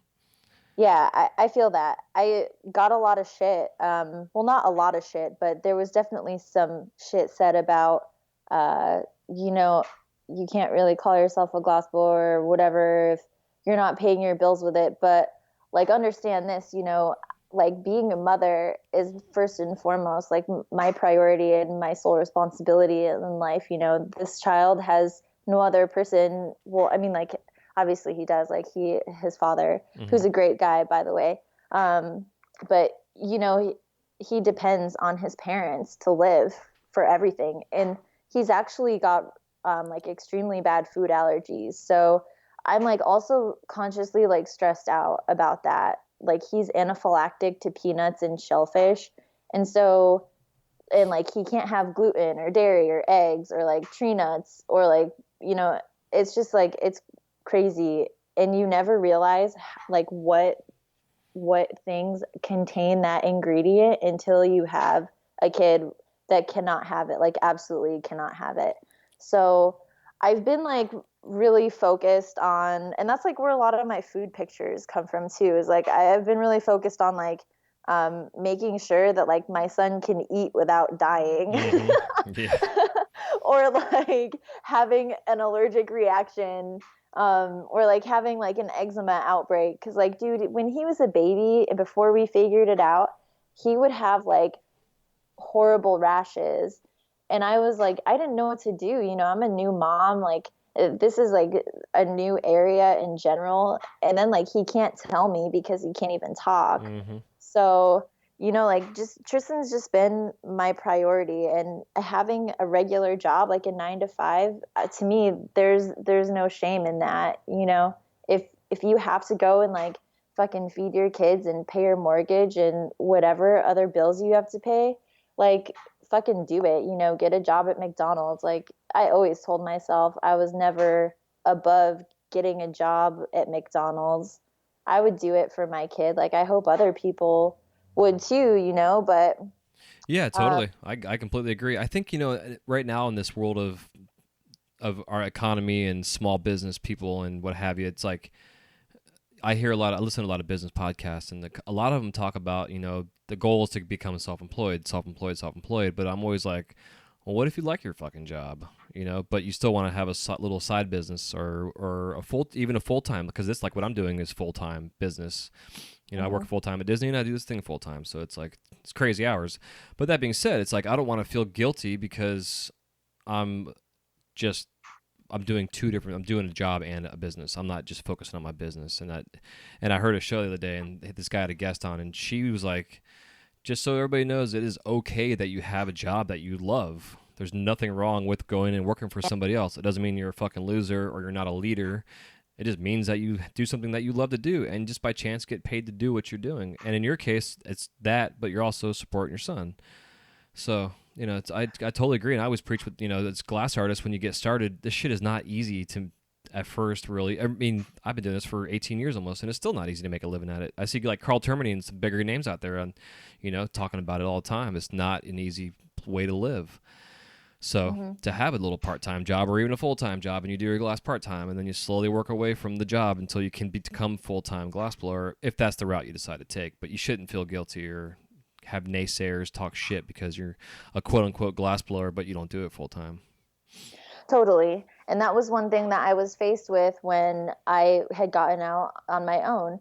And there were people telling me like, oh, you know, when I was your age, like I was faced with this decision to be an artist, or like, and I had like a bunch of other shit going on. And I'm just like, okay, well, and that's cool, you know, like I'm not discrediting you for making those decisions or choosing that path, but like understand, like that's not my path, you know? So Exactly. Well said. Yep. yeah. And Carl, by the way, Carl, he makes some good food too. Oh, And dude. dude, it's vegan. Yeah, so that's why that's like I guess Freudianly brought him up now, because I was wanting to talk about that. So, yeah, so when I had Carl on here, he was my first guest that I had, where I was like just listening to him talk and so intrigued by the things he was talking about. I actually like lost where I was in my kind of like my role of my questions and keeping the show going. Like I had to pause a couple times and like get my head together, because I was just like, he's an intriguing dude, And the more I got to know him, and then even off the show and on through glass and everything else, he's just a super cool guy. And then I came across your feed. I'm like, oh, here's like a female perspective of what he's kind of doing, because he's all about like showing what it's like to be an artist full time, the struggles and the wins, but also the lifestyle you can live, and being healthy and fit and growing your own food potentially, like all this stuff. And then I see you come across, and you're in the gym, you're working out, you're cooking awesome food, you're a mom, you're a glass artist. There's all these things that you're doing that were also intriguing to me. So yeah, so to go there, so like your focus besides your kid and your glass and your job is also your health, is obviously seems pretty important to you. Totally. Has that always been something that you've been doing since back in the day when you were an athlete? Is that kind of where that all comes from? Yeah, it definitely stemmed from just like being healthy in general and like lifting weights and stuff for organized sports. And then obviously in the military, like I had to go through basic training and like run and do all of that. And it continued on because we had to take mandatory PT tests every year for the Air Force. And then when I got out, I kind of like fell off a little bit. But like it wasn't too bad. Like I've never been like super obese. I don't know if it's just because I'm Asian or because like mentally I kind of like keep myself in check a little bit. But after I had my son, I was like probably the heaviest I had ever been, which was only like 145 pounds. And I'm like 5'6", so it's not bad. Like like I was all right, but dude, one thing I always told myself, and this probably sounds shallow as fuck, but I always told myself, even when I thought I was never going to have a kid, I always said I was going to be a MILF. That was a goal. I was never just going to let myself go. So after I had Tristan, I kind of like had a period of time where I didn't really go to the gym or anything. A lot of it was because it was really difficult for me to do with a newborn. Like I know now everyone on Instagram who has kids or whatever, they make it seem like it's not that hard, and like I get it, but dude, I like really didn't know what I was doing. Like Nobody does. I know. I hate that mother. shit. Yeah, no, totally. I agree. There's no book that goes. Sure, there's what to expect when you're expecting bullshit, but like, yeah, there's no written guide. Yeah. I read it and it's bullshit. Yeah, exactly. I agree. Totally. So I was like, I kind of like didn't really do anything his first like year and a half of life. And then after I was like, all right, dude, I have to get my shit together. So I started running every day. I was running like 7 or 8 miles a day. Yeah, I was like really hardcore about it. And I got down to 97 pounds and I looked like super unhealthy. Even though I was like eating a lot and stuff like that, it was just because I was distance running. Yeah. And then after I did a year of that and like got down to like 97 pounds, I was like, man, I gotta put some weight on me. So I started lifting and doing different forms of cardio. So now I'm trying to like get a booty, which is almost I have impossible seen. for an Asian girl. Let me just tell you, I can't do enough squats to like help that along. So well, in my opinion, it's looking pretty good so far. So keep it up. thank you. I'm trying to put the peach emoji to shame. Yeah, so. dude, get her done. I think it's so funny. But yeah, I've just been trying to really like sculpt my body now, I guess if that makes any sense. Like Totally, put on muscle where I think I need it. Yeah. And like just kind of, I don't know, I have a specific body goal in mind. And I also like to get stronger. Like it's really satisfying for me to be able to lift heavier weights every week.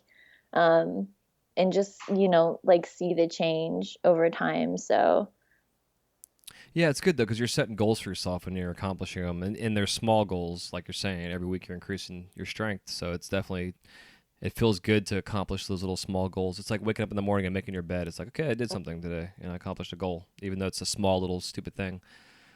totally. And it's not even stupid. Like No, not at all. I agree.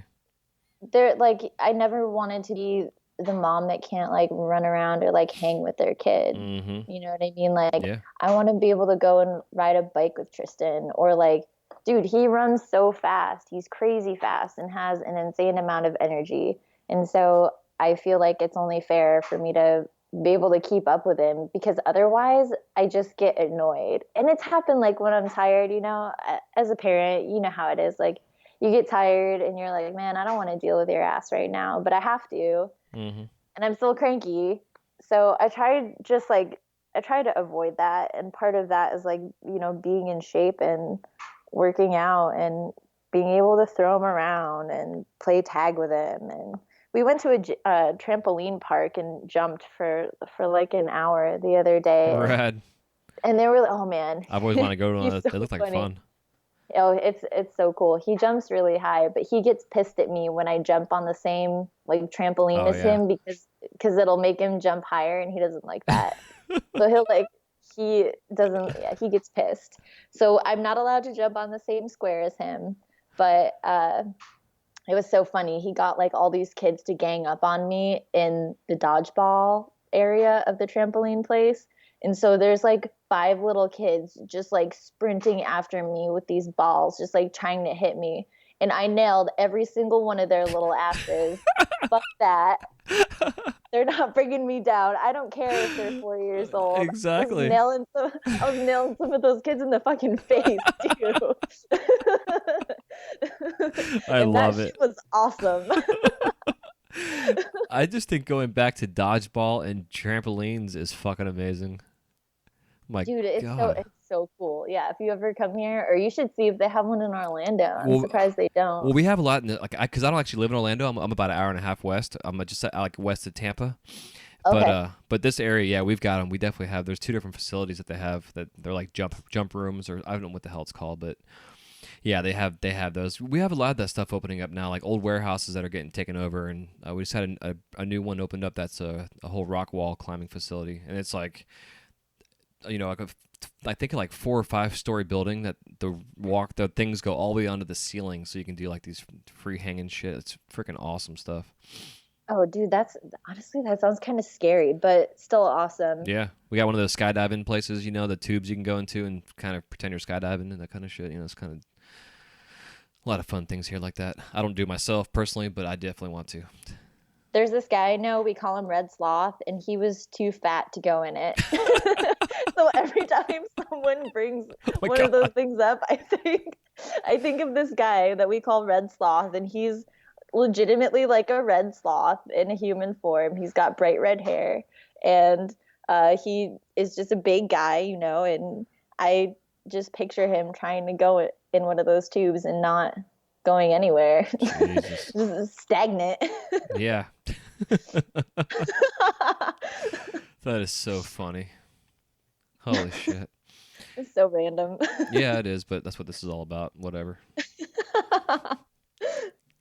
Like I could sit here and talk shop all day, but it's like, we're also all about glass all the fucking time. It's like we got to start having conversations about our life and not just being in the studio, It's like it's fun just to shoot the shit. I feel like you can learn a lot and gain a lot of inspiration from people just talking to them about their lives. Like, not everyone has the same journey, and that's what kind of makes it interesting. But the fact that we all have this one thing in common, which is a huge part of our lives, makes it really interesting. It's been really fun for me to get to know people, and I've met a lot of really cool people along the way. So I'm super, super blessed to have glass in my life, even if it's not a full-time gig. Yeah, I completely agree. I think it's a beautiful thing. It's such an interesting occurrence that's happened in our society, and just it's worldwide now. But in the States and then Canada, it's growing. I mean, you see the Japan growth, and I mean it's taken over the world in these little small communities and towns of little glass studios popping up, and I love it. It's just so neat to see, and it's no longer just this small community in our country. It's now this huge international thing going on. It's mind blowing. I'm kind of curious to see like where it's going to be in 10 years. So speaking of international, am I allowed to ask you a question? Oh yeah. Okay, so I want to hear the story about South Korea and Kamsamida. Oh yeah. Yeah, thanks for bringing that up. Yeah, so for I think for about 4 months, maybe 5 months, South Korea was the third largest download country of the show, which I was like, what the hell? I don't know if it's Americans over there or South Koreans listening to the show. And I've reached out and tried finding out, and I know I can go through iTunes. Like every country has their own iTunes, which is the craziest thing ever. So I can only see right now reviews and stuff for the U.S. iTunes, or maybe North America, I think is how it is. Because there's some Canadians on there too.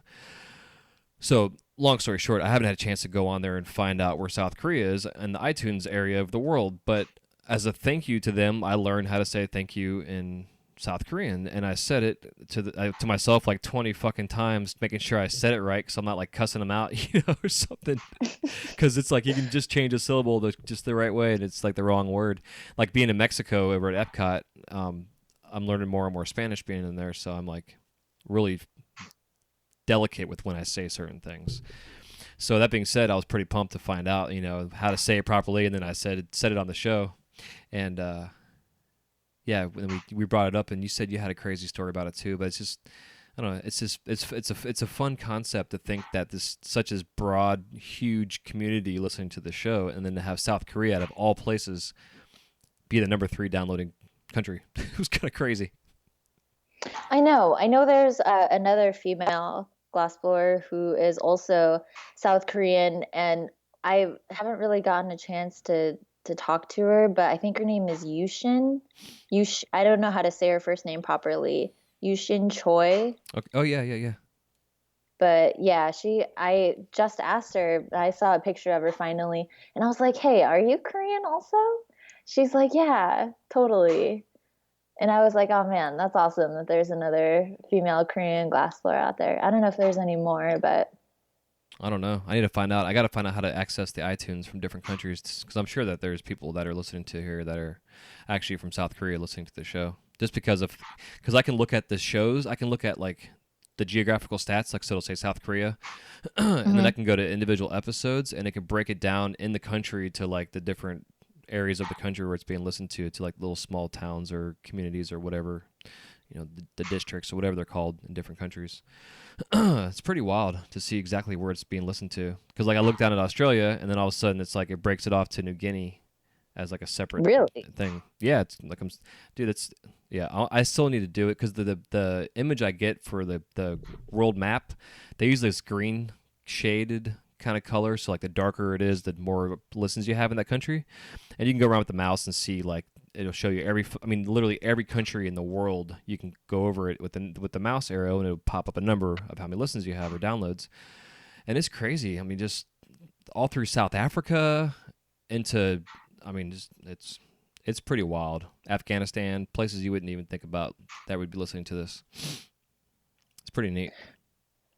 that's crazy. That's pretty wild that you can reach so many different areas of the world, and that people actually listen. You know what I mean? They're interested in glass. That's amazing. Yeah, it's pretty rad. It's a blessing for sure. I think it just started raining outside. Nice. That I did look at the weather channel, and you guys are supposed to get some rain. Hopefully it'll pass before I get down there. Yeah, we have rain Saturday, and then Sunday cold front, and then clear. Yeah, I'm hoping that it's not too crazy, and I'll get some sunshine, because dude, it's so cold. I feel like such a baby crying about 55 degrees, but yeah, I know. I bust my scarves out when it's 55 degrees, so then I made fun of. Yeah, it is.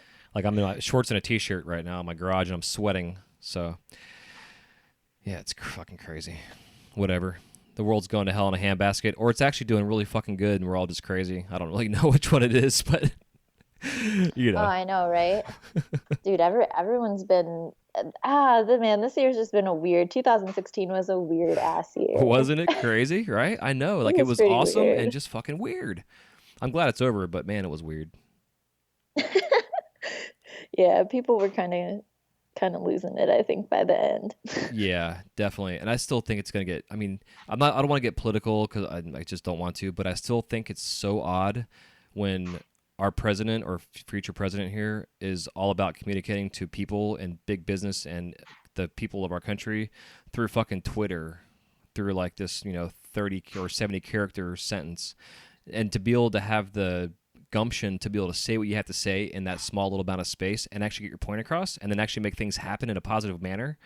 Like I just heard today that Ford's pulling out of Mexico. Like they're going to go down there and build their smaller cars down there and pull out of Detroit. Mm-hmm. But now I guess through a tweet that Trump did, they decided not to, and now they're back here and they're going to stay in Detroit. Huh. Yeah, that's what I said. I'm sure there's something, to Twitter.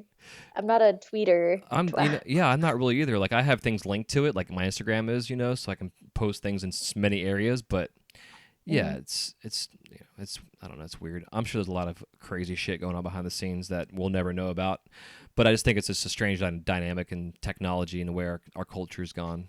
You'll know about somebody dying or a major catastrophe through fucking Twitter before anything else. It's crazy. Oh, totally. I know. And like there's a lot of false information that gets spread around about politics and like the government and just like I don't know, I guess everything in general through social media. But the one thing that I really only gave a shit about this election was the Second Amendment. Yeah, totally. Naturally, like Right. naturally, like I really only gave a shit about guns because, well, you know, Yeah. I just don't want to have someone try to like come in and tell me that they're going to confiscate my weapons and stuff. Like, and I actually just want to take a second to encourage all of you to go out and purchase a firearm because it's your right as an American citizen. You should go and do so. Hell yeah. And take a safety course so you know how to use the son bitch. Oh So, yeah, I mean, don't just like yeah, don't just be going to get handguns and rifles and not know your laws. Like definitely study up on your laws and stuff. yeah, exactly. That's key. That's key. You can't just, it's not the Wild West. Sometimes it would be cool if it was. Oh, so weird. My radar. Oh, Yeah, that was my radar. Paul Delgado just let us all know that we have precipitation in the area. precipitation. Like it's a major thing coming. Oh my God, we've got rain. It's so weird. Like my phone's on silent and everything, and all of a sudden the weatherman's talking on my phone. So weird. That actually kind of startled. Are you gonna edit that out? No, I'll leave it in. It was kind of funny Okay. because I was doing when I was talking to Blitzkrieg guy, I was doing some bong rips. He's like, "You doing bong rips, dude?" I was like, "Yeah, can you hear that?" And usually I'll like edit myself out smoking on the show, and he's like, "You better leave that in there after we got off the air." And I was like, "All right, I'll leave it in there." So I did, and yeah, so it's kind of like I don't want to be that guy being a douchebag on the show, but there's some things I'm gonna leave in just because it's transparency and honesty, and it's me, whatever. Well, it is your show. I feel like you can pretty much do whatever the fuck you want. Yeah, I can, and I do, but with respect, I guess in a sense, for my elders. Noted. Yes. Jakey's cool. I actually listened to a little bit of his show, not too much because I didn't want to like psych myself out before I did this, but I Jakey's awesome and his dog Genevieve. I Hmm. love that dog. Jakey's cool though. Yeah, he's a funny guy. Super funny. Yeah.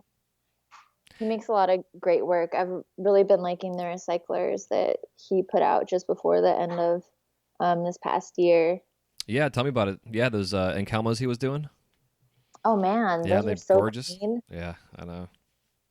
I Yeah. was talking to him and he was in the middle of one and he said that he'd already put in like 2 days, like 3 days worth of work on one. And he was just about to finish it up and he was like, oh man, I hope it lives. Yeah. Shh. And it did. And it was awesome. Yeah, it is super awesome. And I think too, like talking, bringing you on here, and the guests I've brought in, it's like I'm all about bringing like the huge names in our industry. Don't get me wrong, because I not only to share their story, but to get to know them myself as well. But like, I'm all about bringing you on and other personalities because y'all have personalities and have this amazing story, and you're artists and you have things that are fun to share. And I think it's cool that our glass that we all have in common, it gives exposure to all these unique personalities that we have in our community that may or may not be seen otherwise. It's almost like American Idol when you have these amazing singers that come on the show, whatever you want to feel about the show, but still these people are getting a stage to perform and show their thing that they've done for their whole life off, and I think the glass is kind of the same thing for us. It gets to kind of show this awesome personality in our community, and they're all so different on top of it. I know. I feel so honored to be on your show. I was like, man, really? Because I'm like, in the scheme of things, I'm just a nobody. People just know me as this Asian girl with dreads that makes a lot of food and like blows glass, but has like a fucking arsenal in her house. Like, Well, now they know that's lots pretty more much about it. you, which is why I wanted to bring you on, because it's Now they fun. know that I'm a U.S. military killer. No, Yeah, I'm just kidding. you're a badass for sure. I think that's gonna be the title of your show for sure. No, it's cool though. It's been really really nice to have a lot of be able to act on a lot of different interests, including guns. Like I I love guns and weapons and knives. Like I have 3 different kinds of knives sitting in my bench right now, and usually I have my Glock in there too. I'm a real big Glock fan. I'm a Glock fanatic or whatever, but yeah, it's real cool that people, especially social media, can like people are interested in the same things that I'm interested in, Mm-hmm. and we can instantly be connected in that way. Like, and someone was just telling me the other day that they think it's so cool that I have like a wide variety of stuff on my page because it's not just like me trying to market myself as a glass artist. To be honest, like I really don't sell my glass like that. I don't go to shops or anything.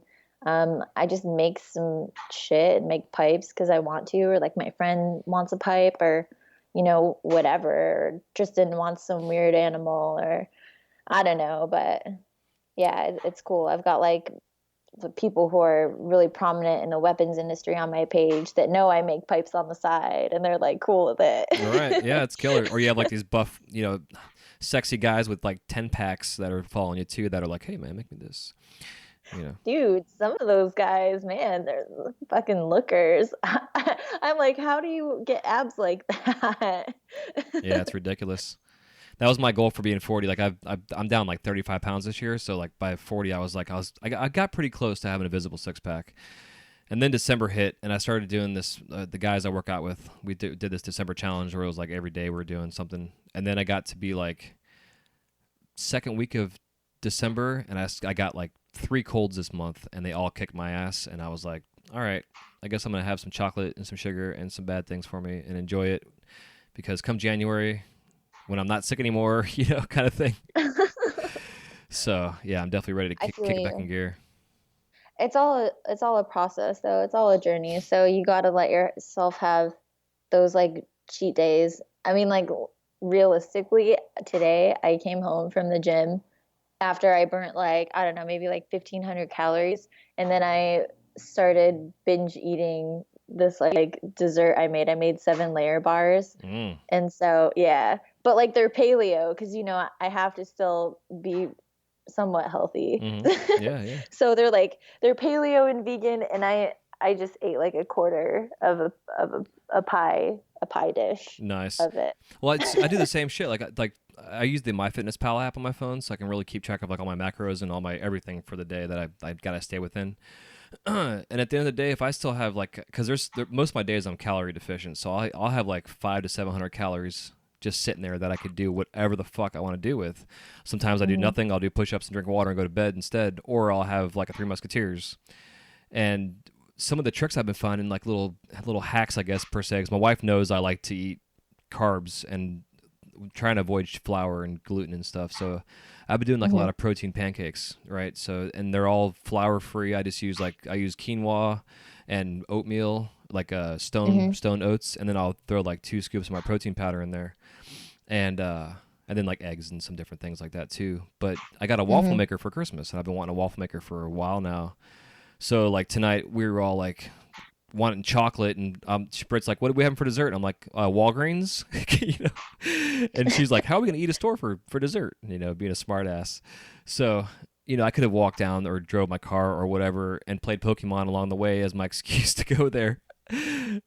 And I was like, "Fuck it, I'm not gonna go there. I'm just gonna make some waffles and make some healthy protein fucking waffles." And we had some cocoa powder in the freezer, so I threw a little bit of cocoa powder in there to give them some chocolate flavor, and they were amazing. I think they were a little too thin, so they got kind of weird when I made them. But Mhm. that's the kind of shit I like to do. Like I like to experiment and make things that are carbs or would be quote unquote, something you would have on a cheat day, but they're like super packed with protein, so they're good to eat. Oh yeah, that's pretty much key in like a diet is just like cheating your brain, cheating your mind to think that, oh yeah, like this is really not that healthy, but in all actuality, it's pretty decent. So you don't hate yourself the day after. Yeah, exactly. And it's amazing if you just like keep track of that shit and like actually study and find out how much you're having of what you're having. It's amazing to find out when you're eating healthy that this really isn't that bad for you. Having like yogurt, some berries, and whatever else in there. Like one of the guys in our group, he does desserts, and he posts a lot of like super healthy that are sugar free, more or less, desserts, and he did one that was just like frozen bananas, and it was like frozen bananas and bee pollen and shredded coconut, and shredded like cacao, like actual like I guess cocoa nibs basically. Oh yeah, the cacao nibs or whatever. Yeah, Yeah. yeah, and it was like the mac, like everything, the glycemic level was really low on it, like everything was like super on point, super healthy. And I made it one night, and I was like, oh my god, I could do so much with this. Adding like sun butter to it, or almond butter, or just different things like that to really spice it up even more so. Because like I love breakfast and I love desserts, and I could eat both of those all fucking day until I'm 500 pounds type of thing. So I'm glad I can now find hacks and different ways of going about it where I can still hit that sweet tooth and then also have it a healthy sweet tooth. I was just talking to someone about making breakfast for dinner. I love doing that. Breakfast is good any time of day. Like Yeah, pancakes, sausage, bacon. I love bacon. I make a lot of pork belly instead of bacon because bacon's like cured and hella salty. mm-hmm. And I don't really like to consume a lot of sodium. So, because, I like to stay lean or whatever. And so, I was like, man, I could have breakfast all the time. They're like, well, I can't. I can only have it like, and I'm like, well, you kind of suck though. Breakfast is still good all the time. I Otherwise, know. Denny's wouldn't be open 24 hours a day or like IHOP or anything. Yeah, that's a place I haven't been in years. Dude, me either. I can't stomach it anymore. The whole like gluten thing. I'll get fucking fat if I eat gluten. That's, to be honest, like that's pretty much it.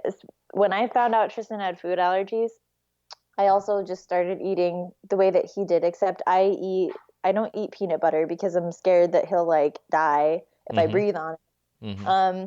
And like I really don't eat a lot of shellfish anyway to begin with. Like sometimes I'll have shrimp every once in a while. But like, or like at least I won't cook it at my house when he's around. But yeah, after I found out he had food allergies, naturally, I think I just kind of like shifted how I ate to out of convenience and because I didn't want him to get into it on accident. And so it just worked out for both of us. So Heck yeah, my wife has a lot of those same issues. She's allergic to peanuts and all kind of crazy shit. So I only will eat that stuff if I'm not gonna be so home for a couple of scary. days. Yeah, it really is. Yeah. Like I remember the first time he ate a peanut, I probably should have brought him to the ER, but I didn't. I just gave him some Benadryl and then he was fine. But holy shit, that was really scary. I never gave him a peanut after that. Yeah, it sucks, Took right? him Like, right to the allergy doctor. do you have like an EpiPen and stuff? hmm Yeah, yeah, it's Yep, important. he actually just went to the allergy doctor in December and got his. That's like the only doctor that I bring him to because I absolutely believe in him going and getting his EpiPen and stuff like that. But other than that, I don't bring him to like a regular doctor. Like he doesn't get vaccinated or anything. So he went and had his checkup, and of course, like he's an Asian kid, so he's got like this giant fucking head. Like he's got a huge head and like a super super thin neck. Like we call it a worm neck. And it's for me. He got it for me because his dad has like a giant head too, but like he's a big ass. Like he's also Korean, like 100%, and was adopted, which is crazy. But yeah, like so his dad's like this huge like Korean dude, like super super ripped and like big and tall. And then here's Tristan who has like this giant head from his dad and like my tiny ass neck, and it looks like he's just a bobblehead. Yeah, And his totally. like body's really thin. He like hasn't filled out. He's like all gangly looking. And the doctor was like, "Do you think that he has a problem like gaining weight?" And I'm like, "Well, like I really don't know what you want me to say. Like he's Korean, and you know how those kids are. Like they're either super fucking fat or they're like pretty skinny and like generally healthy, but." Yeah, Dude, that's too funny. that kid will eat a pancake, like a 10-inch pancake, no problem, with like 4 sausages on the side. Jesus. Dude, he houses down food. It's crazy.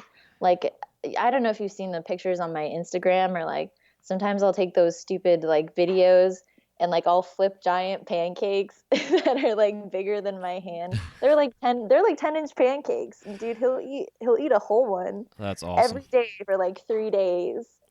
He'll probably end up being like the ugly duckling. He'll turn out to be like this big, gorgeous South Korean, awesome kid, man, stud guy, kung fu fighter, scientist. It's funny you say that because that's how his dad was. Like his dad has some goofy ass pictures, Mm, like super skinny in his senior picture, like 145 pounds wow. and like 5'11, yeah. And he's just like awkward as fuck. And then he was actually he joined the Marines right after high school, so he's also a veteran.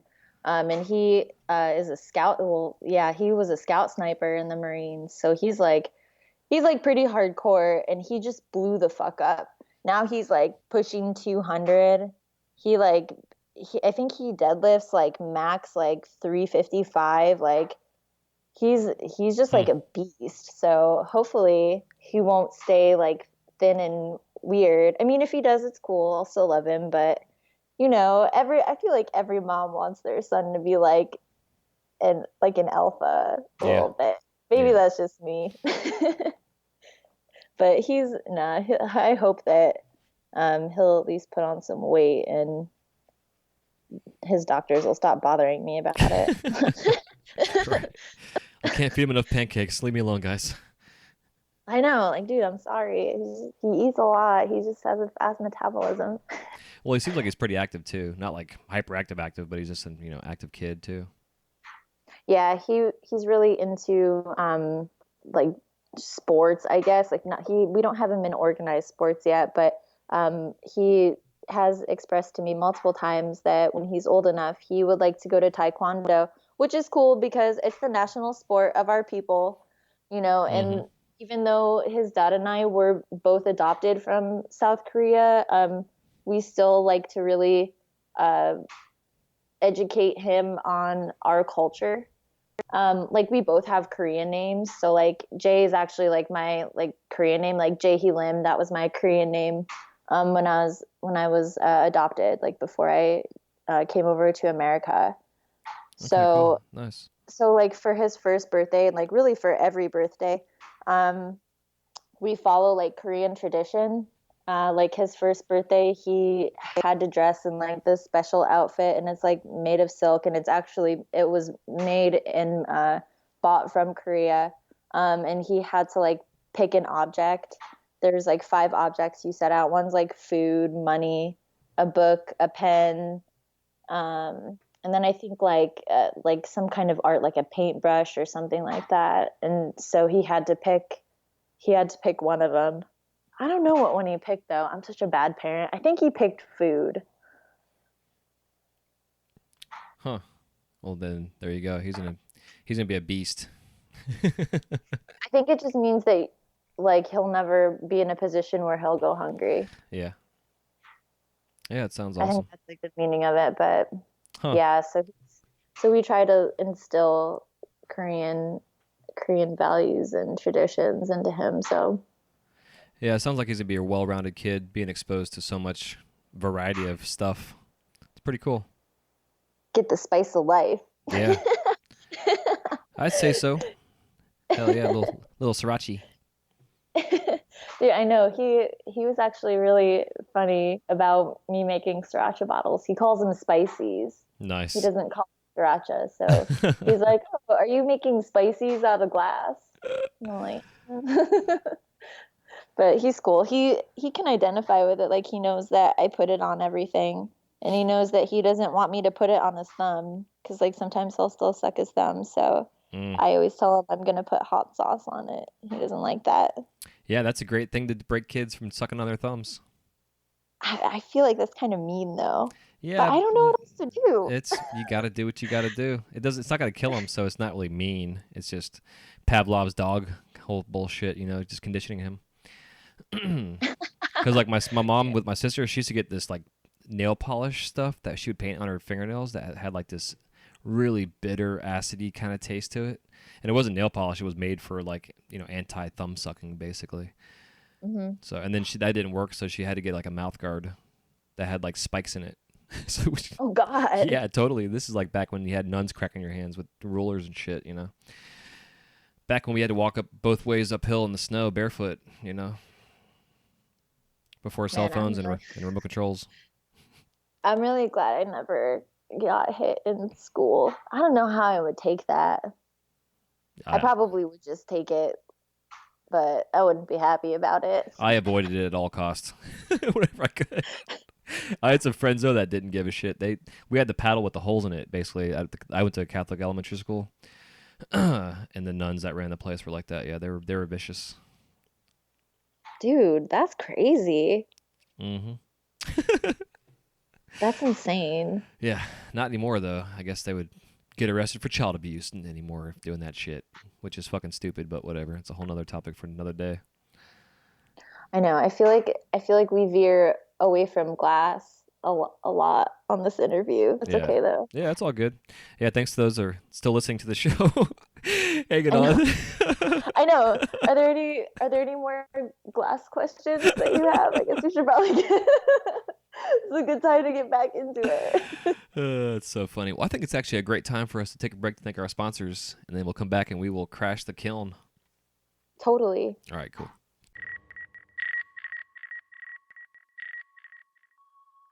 This segment of the Wise Guy Radio Show is brought to you by Zen Glass Studios.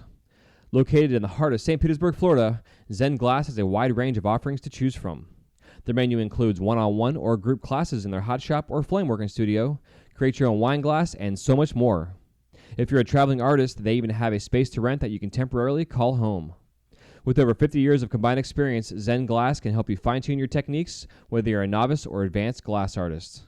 For their calendar of events, including info about their Third Thursday studio jams, you can contact Zen at zenglass.com. That's zenglass.com. All right, we're back. So now we can transition into some more glass talk. So the Crash in the Kiln round consists of 7 questions, and you can give me a 30 to 60-second answer or expound upon them like this entire conversation's gone. And, as everybody does.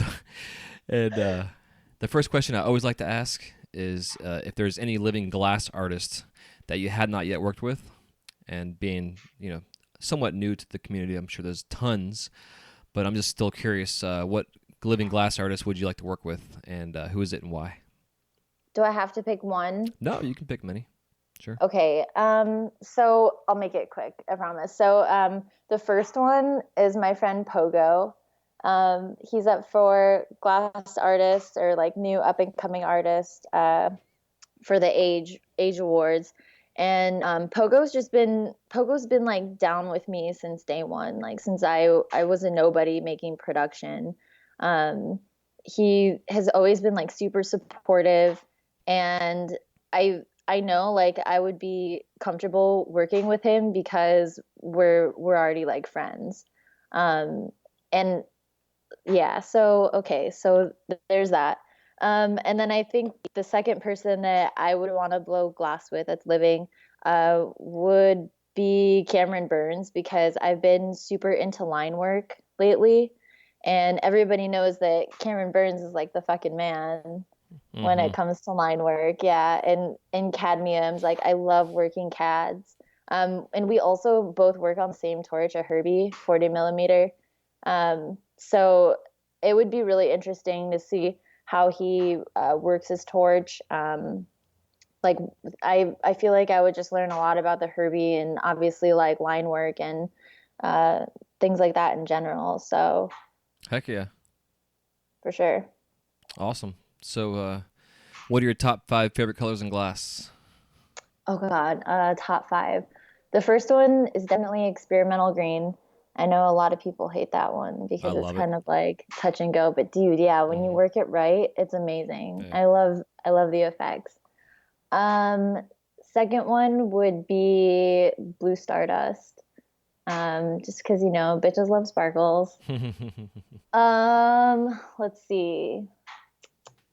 Third, I would have to say I'm probably going to be real boring because I like the classics. I don't really like the hypey stuff. Mostly because I don't like to fight people on the internet for it. Mm-hmm. But I really like red orange crayon or orange red crayon glass alchemy. That's what I made sriracha bottles out of, and I just find it really satisfying to work cadmiums for some reason. Like I know it's more difficult, but they just look so nice. Um, so there's that. Second one, I would have to say also um, an opaque color, Egyptian white sand. That's probably my favorite. My favorite white. It's not a pure like star white, but Mm-hmm. it's nice. It's like a nice neutral. You can do a lot with it. You can still layer color over it, and it looks really good. Okay, so number five. Oh man. Let's see. I don't know. I think I would have to say, oh, this one's hard. Probably amber purple Cool. because you can do a lot with it. You like layering it over black. Whoever told me that, I totally forgot who, but oh, man, one of the best things that anyone's ever told me. Yeah, I I was love amazed by it. it. Totally amazed. Yeah, it looks But awesome yeah. over the Chinese blue, the brilliant blue that they have, like the darker blues that they have. The amber purple over that looks rad just because you get that transparency in the cobalts through the light, and then like it's stable and it makes that amber purple pop. Totally. I love the way it strikes out in the kiln, and I've never tried that combination. I'll have to try it because I do love layering color quite a bit. Yeah, give it a try for sure. Amber purple over white too is always a good go-to. Oh yeah, definitely. The whole serendipity jazz. Dude, I love serendipity. Yeah, that's a good combo. Mm-hmm. So if you could describe the sound of glass cracking in one word, what is it? Motivational. Cool. That's new. I dig it. Oh, really? Yeah. I'm surprised no one. You've had so many fucking bosses on before me. I'm surprised they're not like, Yeah. Yeah. So in the studio, do you watch TV, listen to the radio, or do you do both? Combination of both for sure. Cool. What do you like watch movies and stuff? Because I know you were saying before you guys have like Tristan will be watching movies with you and stuff in there. Oh yeah. Sometimes we'll watch movies. Sometimes we'll watch. Honestly, we like to watch Metalocalypse. That's really what we've been Nice. watching a lot. Yeah, Harvey Birdman, Adventure Time, like old school Batman, old school DC, all the stuff from like the '90s. He kind of likes the Jetsons a little bit. He's like starting to get into that. But Heck yeah. yeah, he watches Ninja Turtles. Nice. Yeah. They're my favorites. Oh, you like Ninja Turtles too? Oh yeah. Yep. Yeah, I growing up with them, like the comic books even from back in the day when they first got started and stuff. My cousin Brian got me really into them, and then there were some of the first like, I guess like newer cartoon characters I was drawing because I was always drawing like the comics and stuff, like the comic strips, like Charlie Brown and different things. Garfield was a real big one, and then got into more of the comic books, and they were like one of the first series of comic books I got into as a kid. Always enjoyed. Yeah, it's a pretty good show. Yeah, it's pretty fun shit. A little cheesy, but it's fun. Yeah, he's more into like the old school movies where it's actual guys in costumes and Mm-hmm. Shredder's like an actual person. Yeah, exactly. Yeah, at least he likes the cool version though. Hell yeah. That's too funny. So do you have any glass blowing themed tattoos? I do not. I have a lot of tattoos, but no glass blowing tattoos. Do you think you'll get one day? I probably just because I'm at the point where I have so many already, I just don't care. Like, you know what I mean? I have my knuckles tattooed and stuff, so it's pretty much like a done deal. Yeah. I'd say so. Yeah. Job stoppers. Yeah, no, like with my Disney gig, I got to wear long sleeves. With myself, it's just because of my sleeves that I have. Oh, you have full sleeves or half sleeves? They're half, yeah. They're down on my just past my elbow on my left arm, which sucks. Because I was gonna get some shirts tailored that were short sleeve shirts, and then just use some of that whatever that body cover paint makeup shit is, Derma blend or something like that, to cover up the areas that were exposed. But I was like, fuck it, just roll my sleeves up a little bit. Yeah, it must get hot though. There are days because I'm sometimes wearing I'm always wearing a vest, but also sometimes I'm wearing my bow tie, and so it depends on the day and the temperature outside and my walk in and how long it takes me to cool down. But I've got a fan in front of me that blows on me the whole time. So, and I'm also in the AC. So. Oh, there you go. You're all set then. Yeah, I'm spoiled. Just go ahead and say it. Yeah, I can admit it. I am spoiled rotten. For sure. So let's see. We got the glass tattoo question. Oh, yeah. So, well, you said you haven't burnt yourself bad yet, but what is your worst injury in the studio? I burnt myself pretty bad one time. It was when I was in the production shop. And it was when I was really big into doing dot work. And I don't really know what happened. It's kind of all of a blur. I think it was just because I was so focused on laying these dots down. And I was like melting it in and melting it in, and then I just like stuck my whole finger in the torch. I don't know why, or I don't really know how, but my nail got like super brittle, and I actually still have like a scar, but it burnt like half of my finger, like the top half of my finger, from like that first knuckle, I guess, in the middle, all the way up to my nail. That one was pretty gnarly. Yeah, it sounds like fun. Those are the worst. I think the nail beds are like some of the worst areas to burn yourself, and also like you're saying with your knuckles, because it's so hard to keep your fingers straight unless you have like a splint or something going on. Yeah, that was definitely crazy. Like my cuticle was peeling away. Yeah, that was the worst one, I think. Fun. Yeah, so welcome to the late night of the Wise Guy Radio Show. It's now 12:20 a.m. here in Florida, and I am now completely delirious, so welcome to the show. So, yeah. So my last question I like to ask, which is I'm still debating on taking this out and changing it. I don't really fucking know. But that being said, here you go. So if you were stranded on an island, and I'm going to go ahead and say it's a deserted island, there's a glass studio on there, you have your kiln, your torch, your glasses, all your gases you need to work with, and that's it. So you have gases, torch, kiln, glasses to wear. And you had to make something to survive. What 5 items would you bring? Oh God. Okay, so there's no glass there? Nope. Okay, so well, I would definitely have to bring some fucking glass. So, am I allowed to bring a case of glass? I'm probably asking too many questions. No, you're fine. That's why I'm trying to figure this out, because it's ask away. Okay, so I would definitely bring some larger diameter tubing, probably like, I don't know. I'd bring probably like, what is it, 56 or 50 mil? Yep. 50 mil. Yeah, I'd bring like 50 mil, a case of 50 mil, which really isn't that much, but yeah, it's like 6 tubes, but you can get a lot of shit out of that. Yeah, for sure. I would bring a case of 9.5. I would bring a graphite like block, like one of those little things you set on your bench. Like a marble pad. Yeah, marble pad, exactly. I don't have one, so I guess that's why I don't know the formula.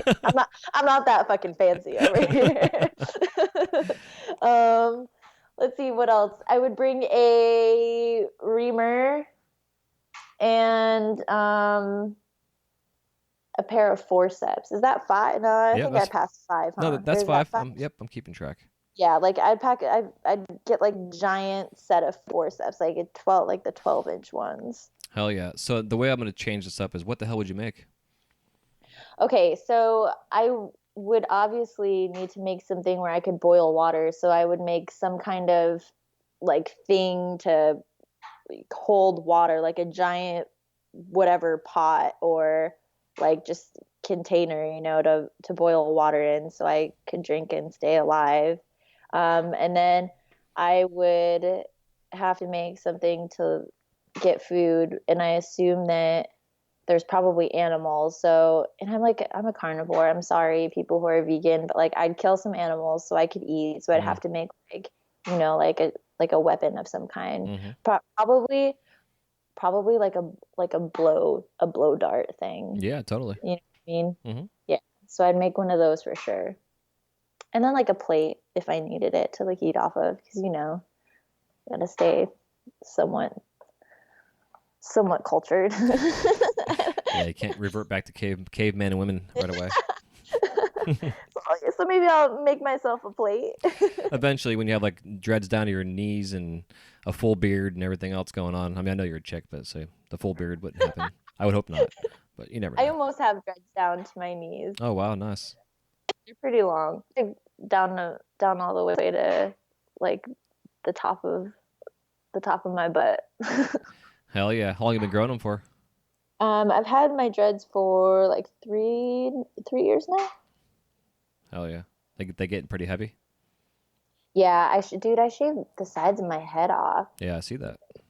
I had to, because my neck was really hurting, and I thought about shaving my whole head, but I got freaked out about that because I know I'd look like a little boy and stuff, and I don't know. I wanted people to still find me attractive. It's just somewhat shallow, so. No, but I think you would be attractive with a shaved head, and you'd be a badass little boy. So it wouldn't fuck them.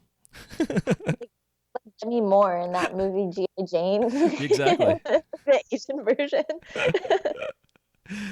That's so funny. Hell yeah! Well, this has been a lot of fun. Yeah, like I said, I'm now my brain cells are waving a white flag. The one I have lonely in my head. So before we let you go, I'd like to have you give us a parting piece of advice. And we never did discuss is that you're going to be in this badass glass show coming up here pretty soon. So tell us about that real quick. The demonstration when you're going to be doing with other artists. And then also a parting piece of advice. And then number 3 is where we can find you out there in cyberspace. Okay. Well, I was supposed to do Happy Place. That was like the last thing I was lined up to do. But unfortunately I didn't make it because I have to be a mother first and do what's best for my son. So I had to back out of that one, okay, which was unfortunate. I'll just cut it out. Forget that I even asked. I mean, I don't really care. No, I know. It's okay. Everybody knows, but did it already happen? Yeah. Am I like a day late and $1 short? I didn't even look at the date of the show. Oh yeah, it was for New Year's Day. Oh well, fucking A. Never mind. Okay, it's all right. I gotta pay better attention to these things. I'm actually gonna be putting a calendar of events on the website, so I know myself personally when things are going on in the industry, but also so people that are out in the industry can look at the calendar and know when things are going on as well. Oh yeah, that's a good idea actually. Yeah. So all right. So you had to back out, which I get that. Parent first. Yeah. So I didn't end up doing that, which is cool because I fell asleep before midnight with Tristan. You old lady, my God. Fucking party animal of a rager. I had to work that night over at Disney, and I was there. They wanted me to stay till 11, and backstage was closing at 10:40, and backstage is where I have to go to my car. My car is like 15 minutes away from where I work at, and so I left at 10, so that way I can haul ass home. I have an hour and a half commute, so I hauled ass home, and I had 15 minutes to spare. I was like, I hate having anxiety when I'm driving, 'cause like you were saying that before about driving with anxiety. Yeah. So it was like the whole way I'm like, okay, don't some douchebag pull out in front of me or some dumb shit or I get pulled over. So I was like driving the speed limit. I was looking at my GPS, looking for like up ahead, like way ahead where I live, if there was any kind of like police pullover, DUI checkpoint kind of bullshit, like anything that could potentially have been in my way. And thank God I got there and I had 15 minutes to spare. Took a giant dump when I got home and gave my wife a kiss at midnight. All right. It was perfect. Man, sounds like a good way to bring in 2017. Yeah, Happy New Year. Lost 5 pounds and got a kiss at midnight. Dude, who doesn't like taking a good shit? Like, especially when you need to. It's like such a good feeling. Because I can't do it at Disney. There's like, I mean, I'm sure I could, but I don't. I just can't. So, yeah. I feel you. Yeah, just I get. don't like shitting in public places. Yeah, and they're fun talking about pooping. What the hell? Whatever. This conversation has gone everywhere tonight. I love it. I need more of this in my life. So random. I think this is probably your most random show. Yeah, it's all right though. Actually, no, it's not. I've had a couple of them that were had this dude Mongo on. He goes by Mongo, and I like in the first 2 seconds of the show, I said the word fuck, and he's like, "Welcome to the fucking Wise Guy Radio Show," and we just went like downhill from there. It was pretty. I think I laughed more in that show than I've laughed in a long time. It was pretty fun. So I appreciate you being on here and giving me a chance to laugh and be a dumbass all night. It's fun. Oh yeah, totally. Thanks for having me on here. This has been really interesting. It's been a good experience. Hell yeah. So before I let you go though, if you want to, and also hang on after I say goodbye, so we can say byes off the air. Okay. For sure. But yeah. So now, if you want to tell us where we can find you out there in cyberspace. Oh, totally. So I pretty much just post all my pictures on Instagram, and you can find me on there under HLK Glass. I don't know if I need to spell that out phonetically, but it's yeah, EHELLKAY.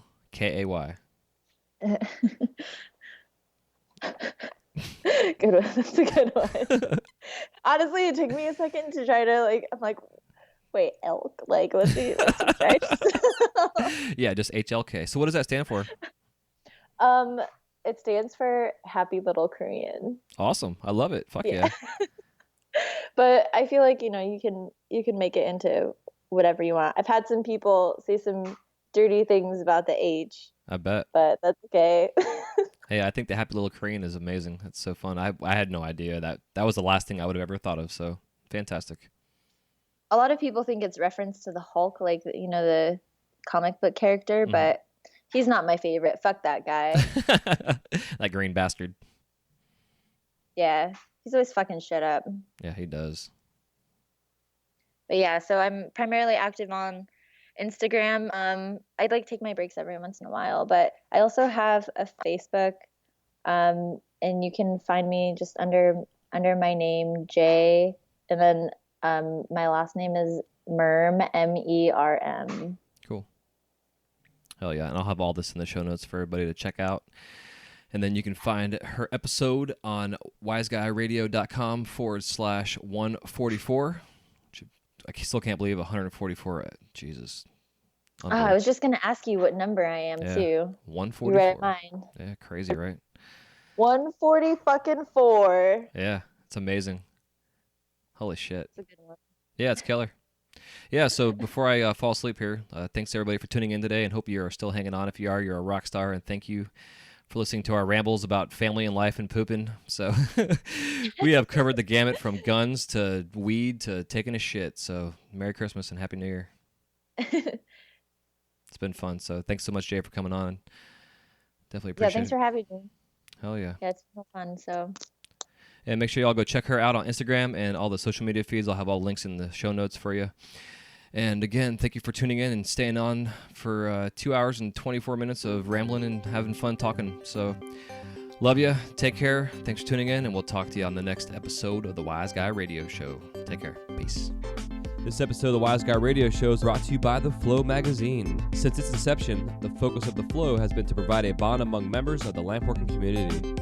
In every issue, you can enjoy great content with the hottest artists and cutting-edge techniques using the latest industry products. These features, along with the continuation of our Women in Glass edition, Glasscraft Emerging Artist Awards, inspiring gallery showcases, dynamic general interest articles, as well as health and safety information, make The Flow the leading international lampworking journal. For more information or to subscribe to The Flow, go to theflowmagazine.com. That's theflowmagazine.com.